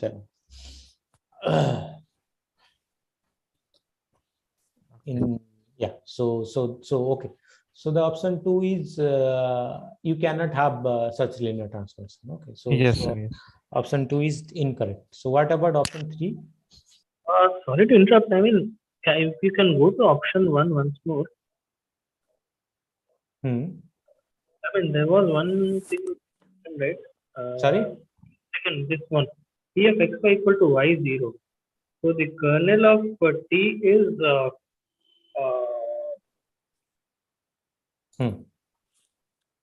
x. Okay, x belongs to R.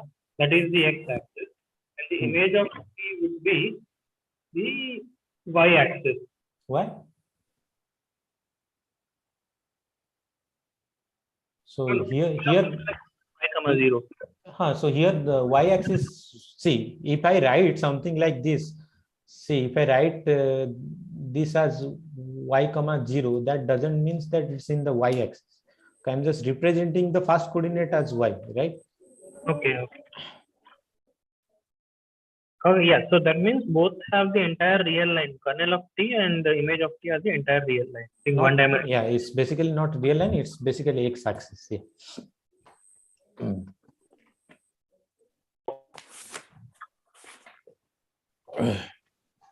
Okay, so what about option 3? It's incorrect.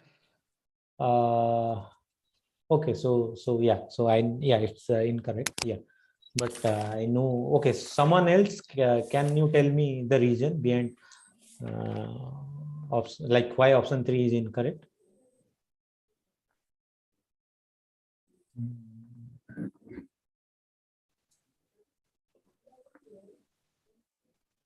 No idea. Okay, no idea. And anyone else like?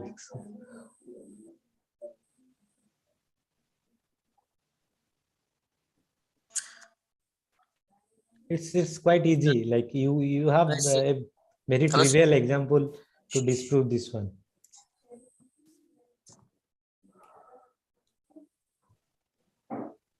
May I? Okay, so basically, yeah. Tell me. The zero mapping. Yeah, zero mapping will give you that. So it's what basically it's saying. It's saying if T is a linear transformation and V1 and V2 are linearly independent, this should always imply that T V1, T V2 are also linearly independent, which is certainly not true, right? Because if you take a linear map from R2 to R2, And this linear map is basically the zero map. It's basically zero for all the values of R2, right? So certainly, if you take a linear independent set in your domain, 1001, then T of V1 is 0, 0, T of V2 is 0, 0, which is not linearly independent, right? So a linear transformation, to be more precise, a linear transformation can take a linearly independent set to linearly dependent set. Okay, that is possible. You have this, so you can always. Is this the only example that refutes that, or for other examples will it hold?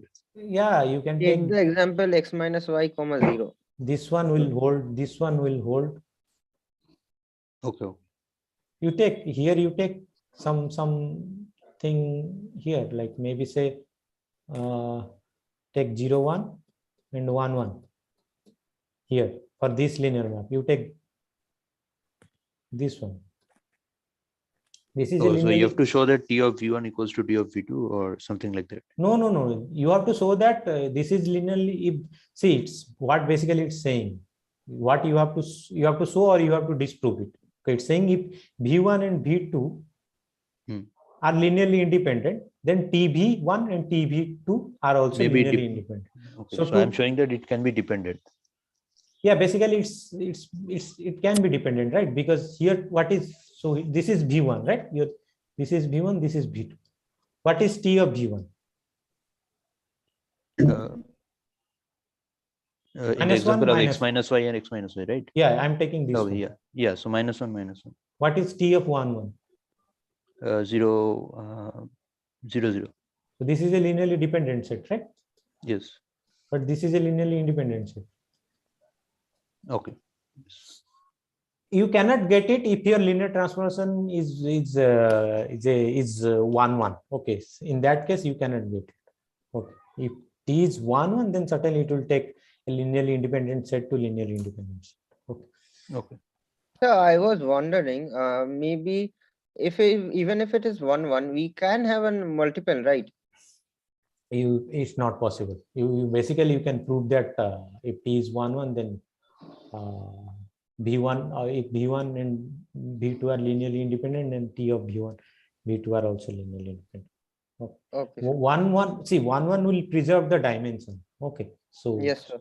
Yeah, so that's why. So you cannot reduce the dimension, right? For Yes, one. sir. So when you are saying that a basis is not a basis, so when you are saying that linear independent set, the image of a linearly independent set is not linearly independent, then what basically you are doing? The linear transformation is reducing the dimension. Okay. So if your map is 1, 1, then you cannot do it.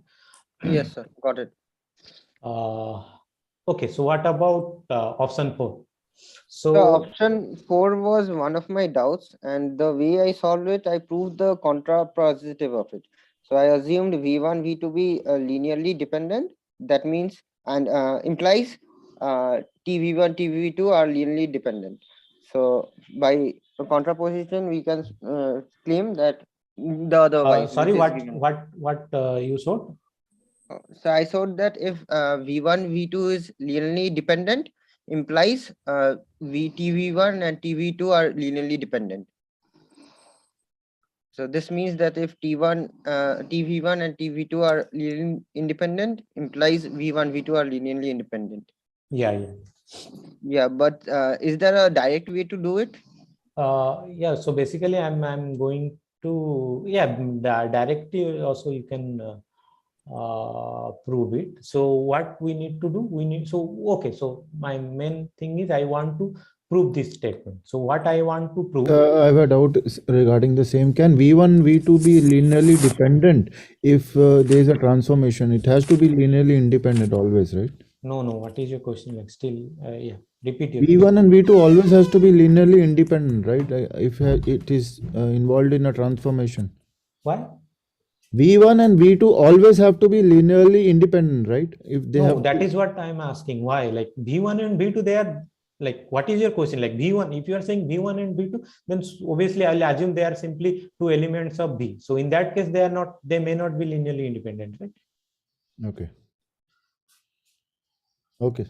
Yeah. So whether you are imposing one condition that V1 and V2 are linearly independent, then yeah. So then we can proceed about your question. But V1, if you are picking two elements from your vector space, then they may not be linearly independent, right? So, okay, so the question option 4, what it's saying that I have a map V to V, and it is given that T of V1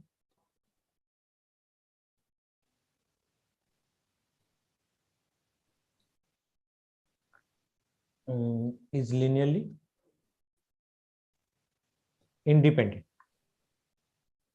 That means, so it's basically saying that if T of V1 and T of V2 is linearly independent, this should imply that V1 and V2 are also linearly independent. Okay, so this is what I want to prove. Okay. So basically what I'm going to do, I'll assume that this is not linearly what basically Pritham told. So first I'll assume that suppose this is not linearly dependent. Okay.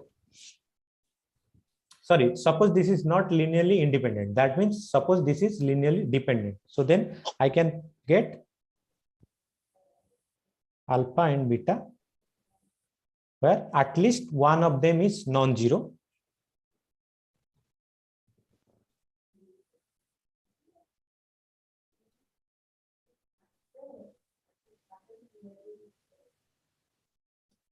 Non-zero such that alpha V1 plus beta V2 is 0. Now if I apply T, then what I'm getting? Alpha T of V1, beta T of V2 is 0, right? So that means this is also linearly dependent. Okay. So basically we have proved the contrapositive. So what we have done, we have assumed that suppose this is linearly dependent, and what we have concluded that this is also linearly dependent. So basically this is same as if this set is linearly independent, then this is also linearly independent. Okay.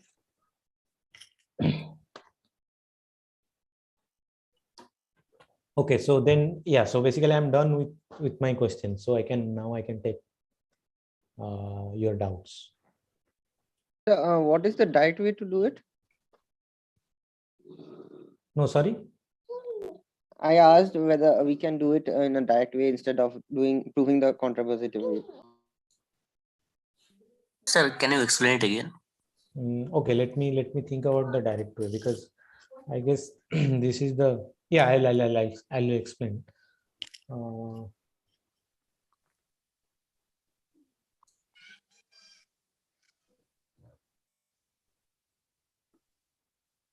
A direct way in the sense you are saying that assuming that given that TV1 and TV2 are linearly independent. No, the problem is okay. So the problem is, Pritham, you cannot do it in the direct way, because yes, sir, I was thinking that, because the problem is, as you see, the option 3 tells you basically you cannot do in the direct. Yes, sir, I was thinking because sir, this I want to statement, add something here. Sir, here TV1 and TV2 are linearly independent. That means there's TV1 and TV2 are not equal or multiple of each other. Yes, true. Yeah, true. So we can say here the kernel of T of here is 0, right, sir? No, actually, it's depend on the dimension. See, V1 and V2, they are basically two linearly independent vectors in V. If V has the dimension of V is n, then you are missing a lot of elements, right? If your dimension of the vector space is 2, then you can say that the T is on 1 1. Sir, if T of V1 and T of V2 are linearly independent, that's mean it's came from two different elements, V1 and V2. No, what you are saying that if T1 and T of V1 and T of V2 are not linear, are linearly independent, yes, you are saying that the linear transformation is 1 1, right? Yes, sir, probably, but no. Just now you said it just the came linear from two elements, V1 and V2, and which are not equal. Yeah. T of V1. So you have two elements, T of V1 and T of V2, right? Yes. They are not equal. Yes, sir. Yeah. So then. So the only way, sir, if we take a mapping from V1 V to V1.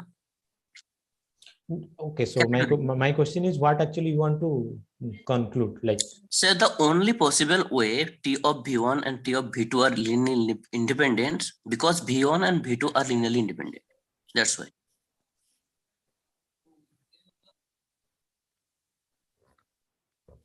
So did you get my point? No, whatever you are saying is incorrect. That is what we have done here, right? So, sir, how are you saying that?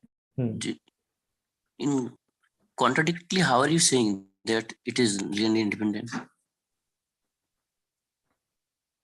So, can you explain it again?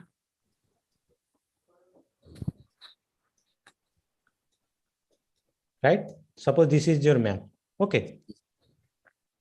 You take 2 2 and 3 3.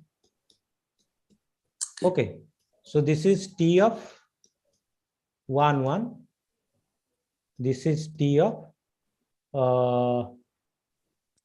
3 3, right? So here T of V1, T of V2, they are not equal, right? So what about V1 and V2? So they are multiple of each other. Yeah, so this is not correct. Yeah, whatever you say. But sir, T of V1 and T of V2 also is not linearly independent. Yeah, that is what the statement says. Basically, you are repeating the statement. You are not giving any proof. So can you give any example? Which one? The TV1 and TV2 are linearly independent, but V1 or V2 are not. No, that is what just now I proved, that you cannot do it, right? That is what I proved now, right? I just now proved that you cannot give. I didn't understand the part. Can you explain it again? Okay, that is a different question. Okay.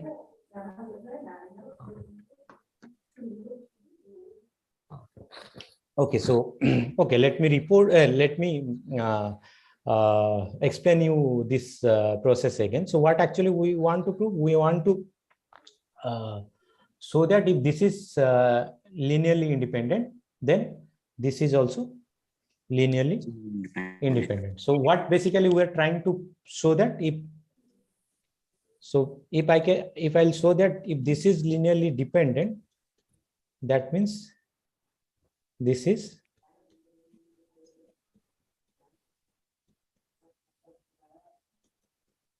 linearly dependent, right? If I'll show this one, then this should imply this statement, right? It's clear. If I'll show this one, then this will imply this one. So V1 and V2 linearly dependent. So it's imply T of V1 and T of V2 linearly dependent. I'm going to prove this one. I'm going to prove this one. And what I'm trying to say, if I'll prove this one, then this will imply this statement. Sir, how? If V1 and V2 are linearly independent, but you can't say TV1 and TV2 are linearly independent. Okay, so suppose this, I proved this one, right? Suppose I proved this one. Okay. Yes, sir. And suppose this is not true. Yes. That means your V1 and V2 are linearly dependent. If this statement is not true, that means. Sir, V1 and V2 can be linearly independent and TV1 and TV2 No, you are not listening. Let me, no, you are not listening. Let me complete my statement. Okay. So suppose I have proved this one. So suppose this statement is true. If V1 and V2 are linearly dependent, this should imply that this is linearly dependent. Suppose this is true. Okay. Then why this is true? Okay. Suppose, so it's saying that A implies B. If this is not correct, that means I have a set V1 and V2 which is linearly dependent, but T of V1 and V2 is linearly independent. But according to this statement, this type of situation is not possible. It's saying that if V1 and V2 are linearly independent, then T of V1 and V2 should be linearly independent. But if this is not true, then this basically implies that I have two vectors T of V1 and T of V2, which is linearly independent, but V1 and V2 are linearly dependent. So now do you agree if I prove this one, and this will automatically imply this one?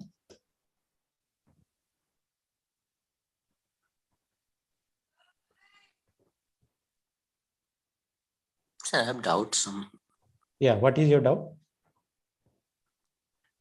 Sir, you are putting it contrapositively, whatever, Yeah, but yeah, contrapositive. Basically, I am writing the this is basically the contrapositive of this this statement. Yeah. So both of them are equivalent, right? yes, sir. Yeah. So that is what I was trying to say. If I prove this one, then the V1 and V2 are linearly independent.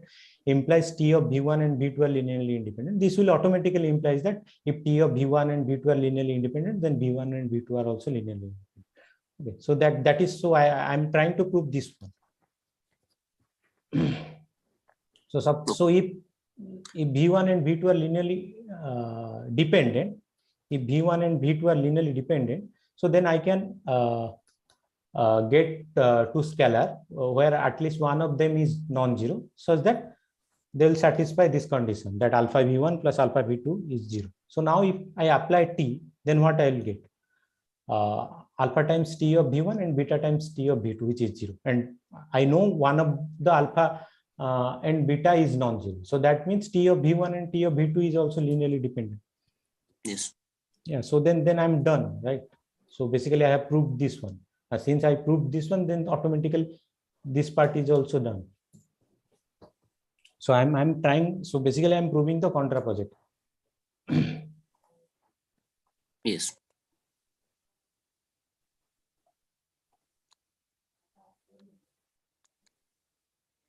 Okay, thank you, sir. Yeah. So,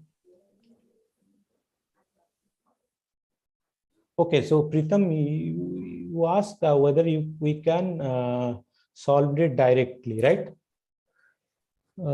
Yes, sir. Okay. So, okay. What do you mean by solve this directly?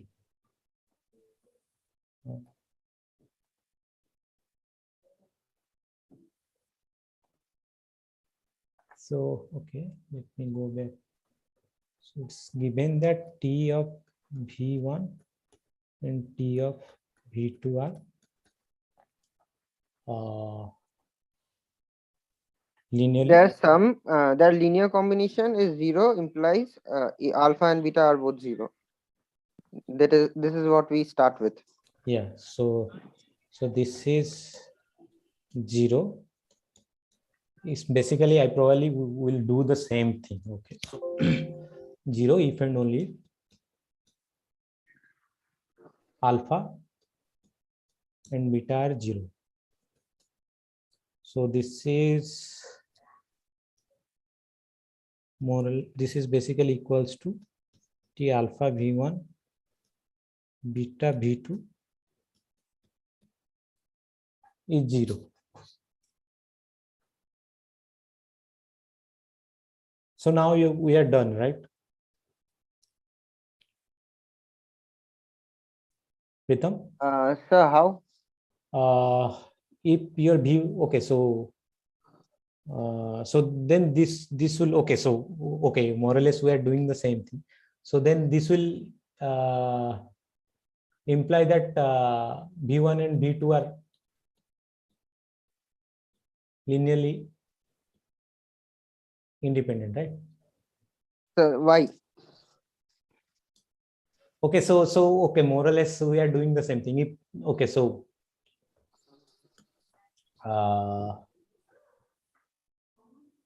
again, I guess almost we are using the this contrapositive part. Okay. Yeah. Yes. So Contrapositively we can do it, but because again we I have to think use. No, if what I was trying to say. So this automatically this will imply that this set is linearly independent. Again, like if this is not linearly independent, actually you can get some non-zero alpha here, which will yes, sir. make you zero. Okay, so more or less again I am coming back to the same argument. Yes. Yeah. Had it been 1-1, then we would have claimed directly. Yeah, it's if it is 1-1, yeah. then yeah. Yeah, so then no, actually even if it is 1-1, then also you cannot okay. Yeah, because alpha beta are 0, and 1-1 means this sum has to be 0. Yeah, so that means this is 0. But given that it may not be 1-1, we can't claim that alpha 1 plus beta 1 equals to 0. Yeah, so then if alpha bit so if this is 0, then what you can conclude from that V1 and V2 are linearly independent. Why? Because the alpha beta will be 0 if T of V1 and V2 are linearly independent only if these alpha and beta are 0. This implies this implies this, and we came to that statement. Now, if we could in the end, actually, you are using the same thing, right? So basically, in the end, maybe you are coming. Yes. You are basically again proving the contrapositive. Yes. Okay. Because see, the thing is why actually it's not the property of 1-1 function. Okay, it's true for each and every linear transformation. Okay, so yes, so yeah, so I think even if you use the injectivity, in the end you have to go back to the same argument, because it's not the property of a 1-1 linear transform. It's a property of each and every linear transform. So what is the thing that is preventing us from doing it directly? Where are we facing the main problem that we can't do it directly? No, directly in the sense no. So the thing is okay. So the main thing is you are trying to prove that V1 and V2 are linearly independent, right? Yes, sir. So the first thing you have to start with the linear combination of V1 and V2. That is the problem. Okay. So obviously you have to see, to show that linearly this is linearly independent, first we have to start with this thing, right? But yes, instead of that, we are starting with a combination of TV1 and TV2. Okay, so that is the problem. Okay, sir. Okay, any other doubt from activity part or maybe somewhere else? Sir, I have two doubts. So activity 6.3, question number 6. Okay, Pritham, I'll come to your question. 6.3. Okay, sir. Question number 6.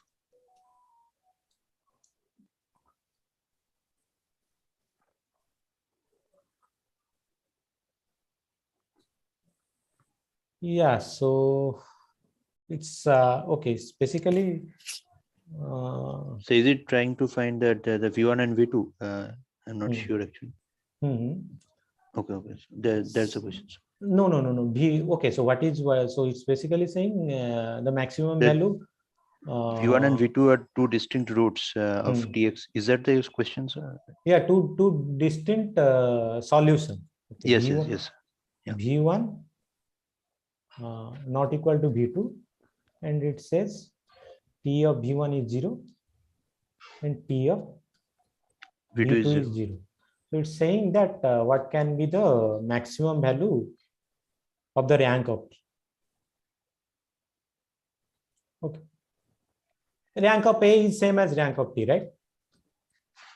Yes.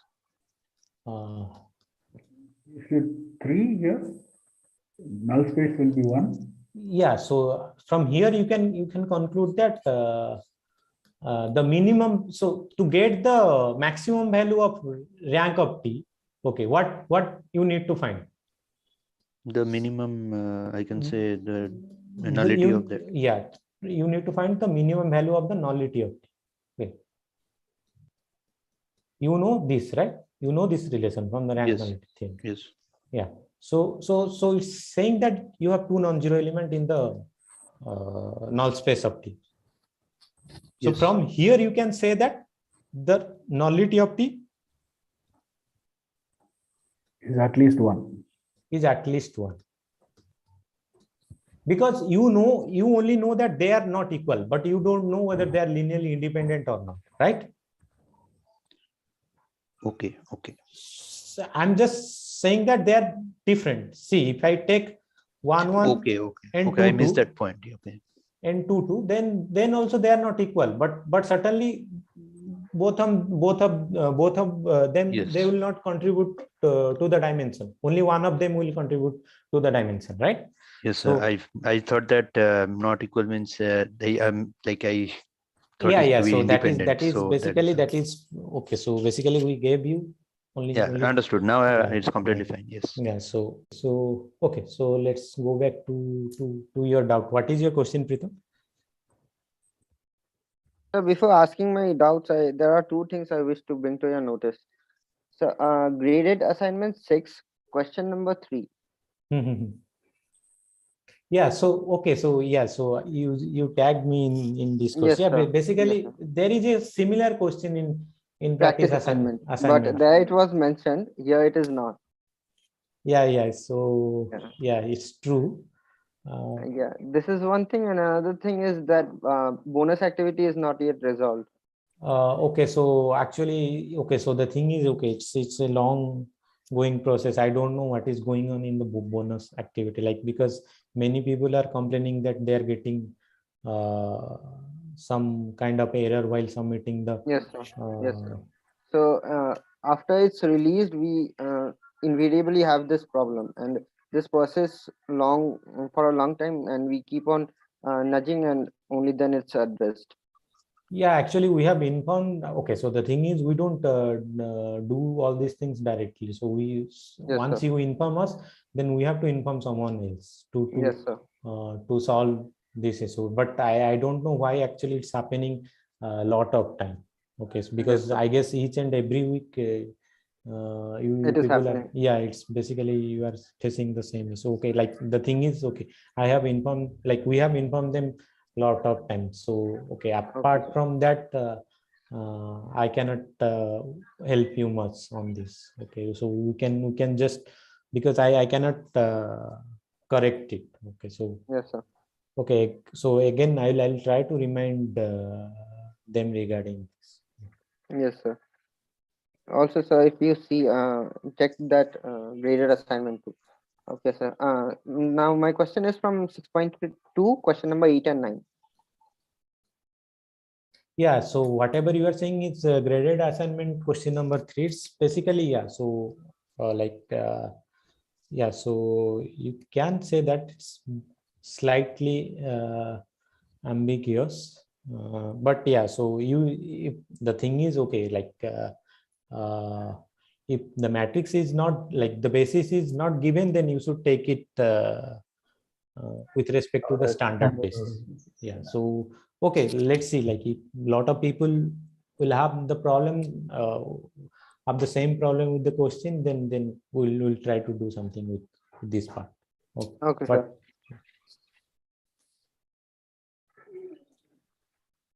Okay, so yeah, so what is your question now? 6.3? 6.2, question number 8 and 9. 6.2.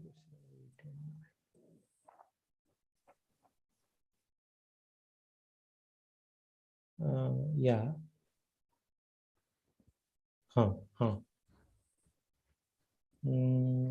8 is basically saying you have two vector spaces. Okay, so you have question in front of you, right? Yes, sir. Okay, so then tell me what is your vector space, the domain? Sir, please repeat your question. What is the okay? Let me write it by using my system. So okay, V is x, y, z. Says that x equals y minus z. X equal to y minus z and x, y, z are all reals. Okay, x, y, z are reals. That is B. And what about W? X, y, z such that x equals y, x, y, z are all reals. X equal to y, right? Yes, sir. Okay. So this is question number 8. Question number 8. Yeah. So you just want to know whether so some linear maps are given, and you want to know which of them are basically isomorphism, right? Yes, sir.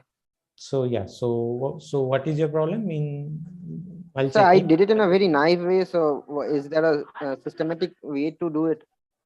No, like so basically, so see, the thing is the systematic way, if you can do it once you apply the rank nullity theorem. Okay, otherwise there is no shortcut of doing all these things. You have to first compute the rank. Sorry, you have to compute the nullity, and you have to compute the rank. Okay, so that's all. Okay, so nullity and rank give me the dimensions, but not the transformation. What about that?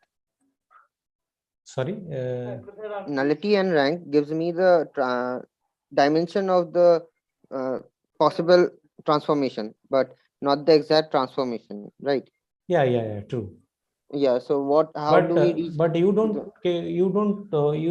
just want to know you want to know whether the given transformation is isomorphism or not. Obviously you have to check that whether see, we have defined some map, right? So yes, so the first thing you have to check that the image of that map is inside W. Okay, then certainly the map itself is not well defined. So if the map is not well defined, there is no point of talking about rank and nullity.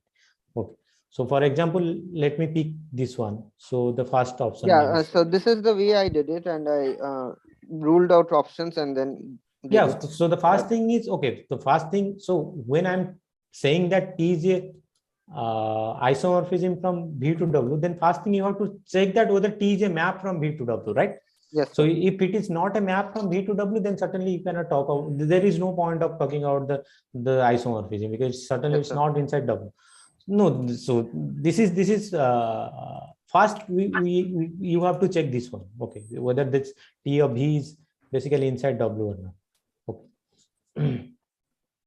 W or not. Then actually since actually the dimension of V and dimension of W, they are same. So you just need to check one of the two things. Either you have to compute the rank or you have to compute the nullity. Okay. Yes, So one more thing I was thinking, since we have been provided that the option should be an isomorphism, it was enough to check that either they are 1 or not. Yes, that is basically the consequence of rank nullity theorem, right? Yes, sir. So and one. There was another doubt. Suppose we are given any two vector spaces with equal dimensions, then we always have an isomorphism, right? You can give a isomorphism between them. Yeah. Yes, sir. So in that case, in either of the questions, there does not exist any isomorphism, cannot be an answer, right? No, because so since the dimension of V and W are same. Yeah. So and one last doubt is that if we are given two vector spaces with equal dimensions, can I map the first vector space to get the exact vector space of the codomain? No. Sorry, can you repeat your question? You have it? Hello. So if we suppose, okay, W is a vector space, right? and V is a vector space too. So and suppose their dimensions are equal. So can I get a transformation to transform V to exact what W is? That is T of V is equal to W. See, the thing is, you just now you have said like if the V and W they are isomorphism. Hey, sorry, if their dimension is same, then basically you can get it isomorphism from W to V, right? So sorry, Okay, V to so I W. understood. Once we get an isomorphism, we can take that isomorphism to the basis of W, and then we can expand it to the subspace W, right? Yeah. So basically, then see if this is the isomorphism, then this basically implies that T of V is basically W, right? Yes, sir. Hello, sir. Yes. Sir, I have some doubts. But sir, when CART equal to 0. Sorry. When, sir, in a linear transformation, when CART equal to 0. Kernel of T, okay. Kernel, yes, sir. Kernel of T is equal to 0. You are saying the image to equal to the vector space. Means onto mapping. Right, sir? No, if this is true, when your when the dimension of V is same as dimension of W. Yes, sir. Yeah. Let's take suppose R to R, R3 to R3. Like so. So you're saying image T equal to R3, right, sir? And it is a onto mapping. If the kernel of T is 0, then it's a onto mapping. Sir, that means the no element of the codomain set are equal, right, sir? No domain in the codomain set. Yes, codomain vector space are equal.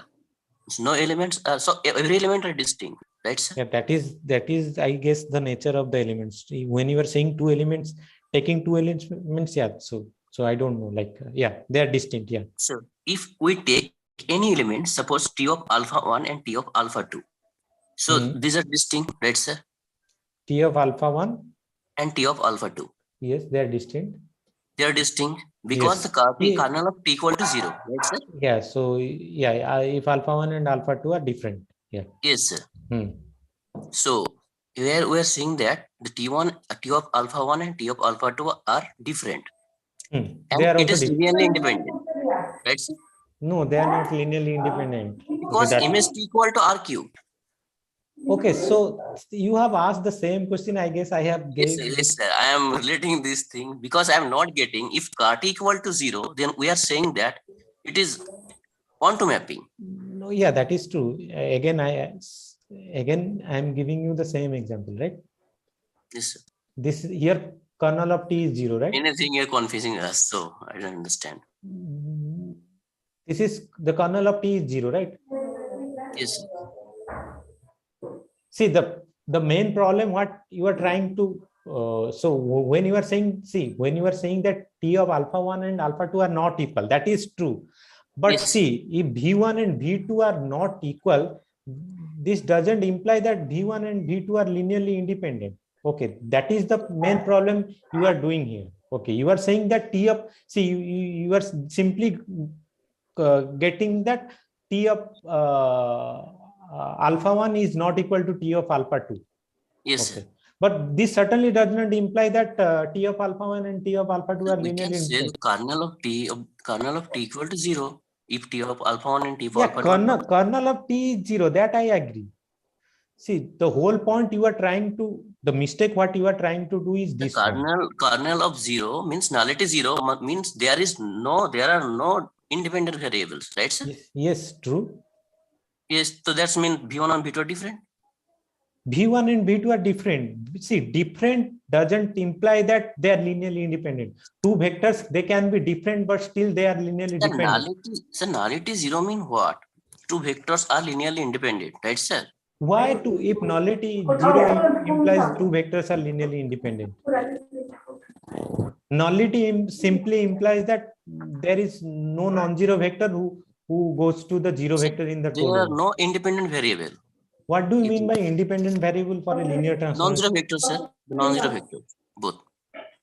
No, what do you mean by independent variable for a linear transformation?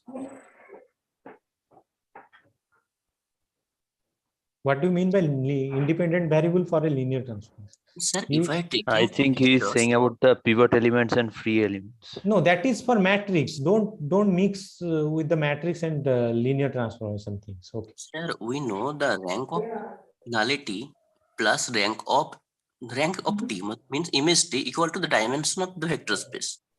Yes, correct. If the rank of nullity is 0, so the rank of T equal to the rank of vector space image T.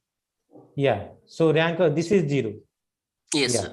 So rank of T is same as the dimension of the vector space. Yes, sir. Yeah. So when we are taking two elements from the vector space and nullity equal to 0, that means the vector are not linear combination of each other. Oh, it can be combination. No, how? Because nullity is 0. Two No, vectors okay. can be anything. You See, can pick up Vector in the can be span. multiple of each other, but nullity equal to 0 means what? They are different. They are linearly independent. Only the basis, in the basis it will be independent. Out of the basis it will be dependent. But everything will belong to the vector space. See, vector space, see, if you took two different elements in the vector space, okay. So here basically you are saying the nullity is basically whole vector space. Okay. Now you are saying if I pick two elements from the vector space, then they will be linearly independent set. So in particular, you are saying that all the vectors in dimension of B, they are basically like if you pick two vectors from B, they are basically linearly independent, which is certainly not true, right? Sir, not any random to vector. If you want any random to vector, but nullity equal to 0 means they are not linear combination of each other. If we write in matrix representations, so we'll not get. Yes. Iqbal, what yes, are sir. not linear combination of each other? Which two vectors? Suppose you are taking two vectors from a vector space. Yeah. And the nullity equal to 0 mean what? The vector are linearly independent, right? Nullity equals 0 means the. Okay. The kernel of T is basically, so if T is a map from V to W, the kernel of T is basically set of all elements in V such that T of X is a 0 vector in W. Okay. And the dimension of this vector, so this is a vector subspace of V. Okay. The dimension of kernel of T is basically nullity of T. This is the definition of nullity of T. Yes, sir. Yeah, so it's basically it's saying that if the nullity is 0, if nullity is 0, then dimension of this vector space is 0. Means you have only 0 vector here. Okay, I got your doubt, Iqbal. Now, this nullity equals 0 means AX equals to 0. The set of vectors which solve this equation are linearly independent. Not any vector from the domain. The set of vectors which satisfy AX equals 0 are linearly independent. No, are you trying to say that if kernel of T is 0, then if V1 and V2 are linearly independent, then T of V1 and T of V2 are linearly independent? Yes, sir. Because it is only possible V1 and V2 No, are but linearly independent. the thing is, okay, when Pritam said this thing, okay, this statement is true. Okay, but whatever you at that point of time, whatever you were trying to say, that is not correct. Okay. Sir, I am trying to say reversely. If T1, TV1 and TV2 are linearly independent means both are different. If T of V1 and T of V2 are linearly independent means both elements are different, not linear combination of each other. So you should mention that they are not linear combination of each other. See, no, in particular they are different. See, linear independency and different are not same thing. Okay, So when you are saying two vectors are linearly independent, they are not multiple of each other. In particular, they are different. That I agree. But if two vectors are different, that doesn't imply that they are not linearly independent. Okay. So it should be same. If it's linearly independent, it should be T of V1 and T of V2 equal to same. When it will be same? When Suppose T of V1, T Pritam, of V2 is a... take an example Okay. of kernel. Okay, kernel of T or is a vector space, right? No, let me give you. Suppose your T map is injective, right? You take V1, some alpha T of V1, right? They're different or not? Some alpha take some 2 maybe. Okay. They're different or not? How we are getting the element in image set?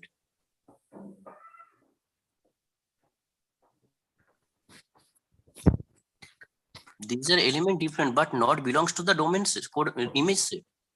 So what about now? This is my V1 and this is my V2.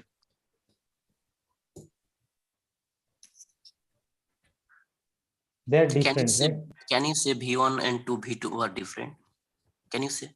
Yeah, if V is non-zero, then certainly V1 and V2 are different, right? If V1 is non-zero, then V1 is not equal to 2V1, right? Yes. Yeah. So then they are different, right? Yes. So what about V1 and 2V1? But certainly they are different, but certainly they are not linearly independent. I'm not saying this sense because it is mentioned both are linearly independent, so it cannot be equal. Okay, so okay, I'll suggest you please go back and check the definition of linearly independent and kernel and image of T, because I guess you are completely confused with the definition of kernel of T and nullity of T.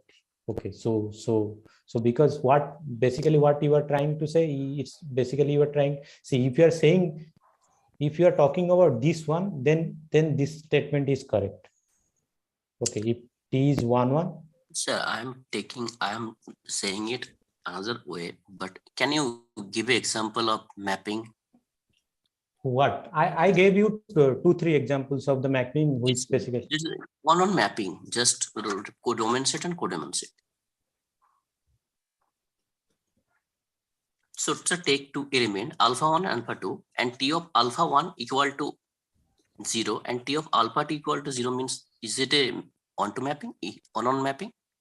Sorry, T of alpha 1 equal to 0 and T of alpha 2 equal to 0. Can you say, is it a on mapping? What do you mean by that? T of for 1, 1 mapping, you have to show that the kernel of linear transformation is 0. Yes, sir. Yeah. So we can get, because if the kernel is not empty, so we can get this type of element. But can you say K of alpha n equal to T of alpha 2 equal to different element which is not 0, which is not 0 element? Is there any elements? So you want to get two element alpha 1 and alpha 2. Equal element, but not 0 element. Is this not possible? Both are equal element. Alpha 1 and alpha 2 are equal. No, sir. Alpha 1 and alpha 2 not equal. T of alpha 1 and T of alpha 2. No, that is not possible. If T is 1, 1. How? That is not possible if T is 1, 1. So how? So that's why I'm saying these are different. These are linearly independent. How? How you are not getting, sir, to are equal? No, because you are assuming T is not 1. T is 1, 1, right? No, sir. I'm not assuming anything. Can you say? No, then you cannot say. Okay, they can be 0. That's why I'm saying it's the same thing, because they are different, because they are independent they are. So they are, that's why they are different. Okay, so the thing is you should go back and check the recording, what you are saying. Okay, so I think there's a flow in which you should state your argument, and that is not clear. So Iqbal, just rephrase it in a way that the flow is maintained. Because see, the thing is, okay, so sometime you are saying something, some another time you are saying something, some another time Maybe, you are maybe saying. I'm not representing this So the thing is, well. I'm not still sure what actually you are trying to prove. Okay. Still, I'm not sure if, see, the thing is, if you are trying to prove this statement, this is true. Okay. Yes, sir, but I'm But trying the to no, the thing reversely. is, no, reversely you are taking the wrong contrapositive. Okay, the problem is what you are trying to say that T of V1 and V2 are different. Sir, I think many guys have asked the question, so Yeah. So the thing is, okay, like so much time. So I will post in discussion form if yeah, you like. you please post it in the discourse. So we'll And sir, discuss I it. am making everyone confusion. Sorry. Yeah. So okay, I'll suggest you try to go back, and I guess there is some confusion with Sir, I will post in discussion form and I'll write it thanks. in good way. Yeah. Okay. Yes, Thank you, yes. sir. Thank you for Yes. lots. Thank you, sir. Thanks. Okay, so any other question?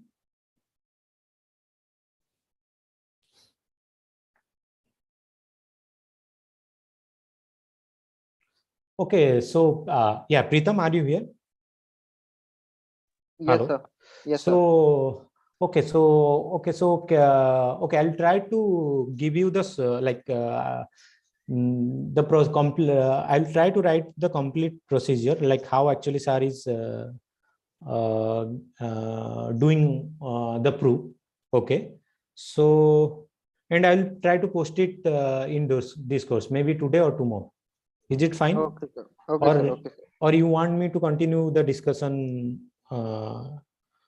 you want me to prove it here now?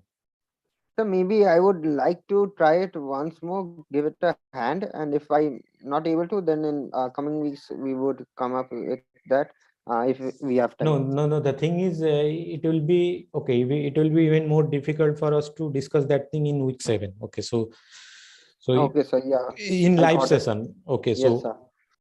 if you have to you have to ask, then probably you have to ask in the discourse. Okay. Yes, sir. Yeah, so okay, you can try and just let me know in discourse itself. You just create a new post and just let me know. I'll try to give you the complete proof. Okay, so okay, sir. Okay, fine. Okay. Okay, then I'll stop the session. Sir, so basically, okay, there's one question. 1 minute. Let me open the question.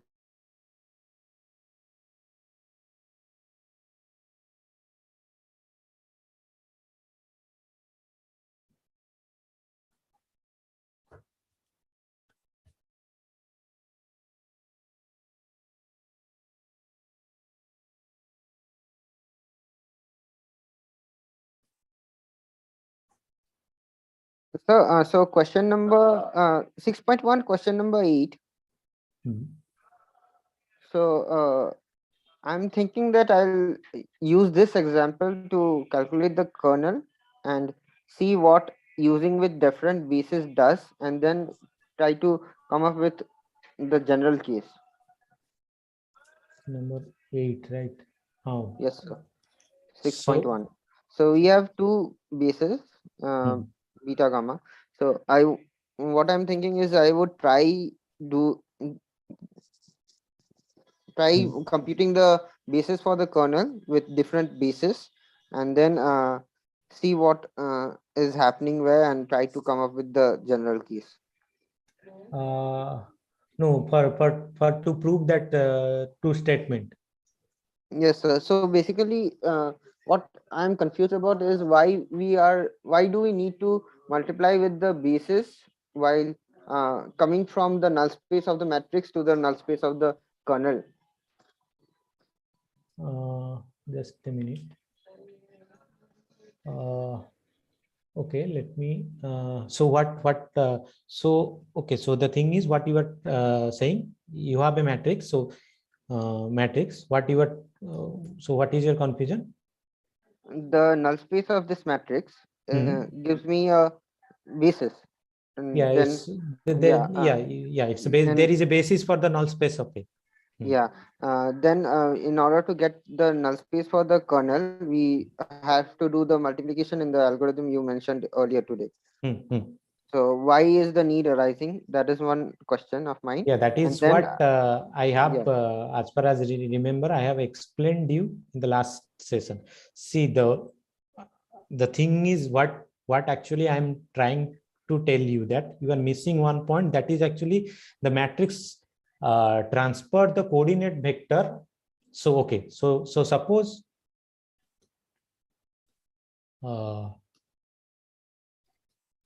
W, okay, so you have a basis over here.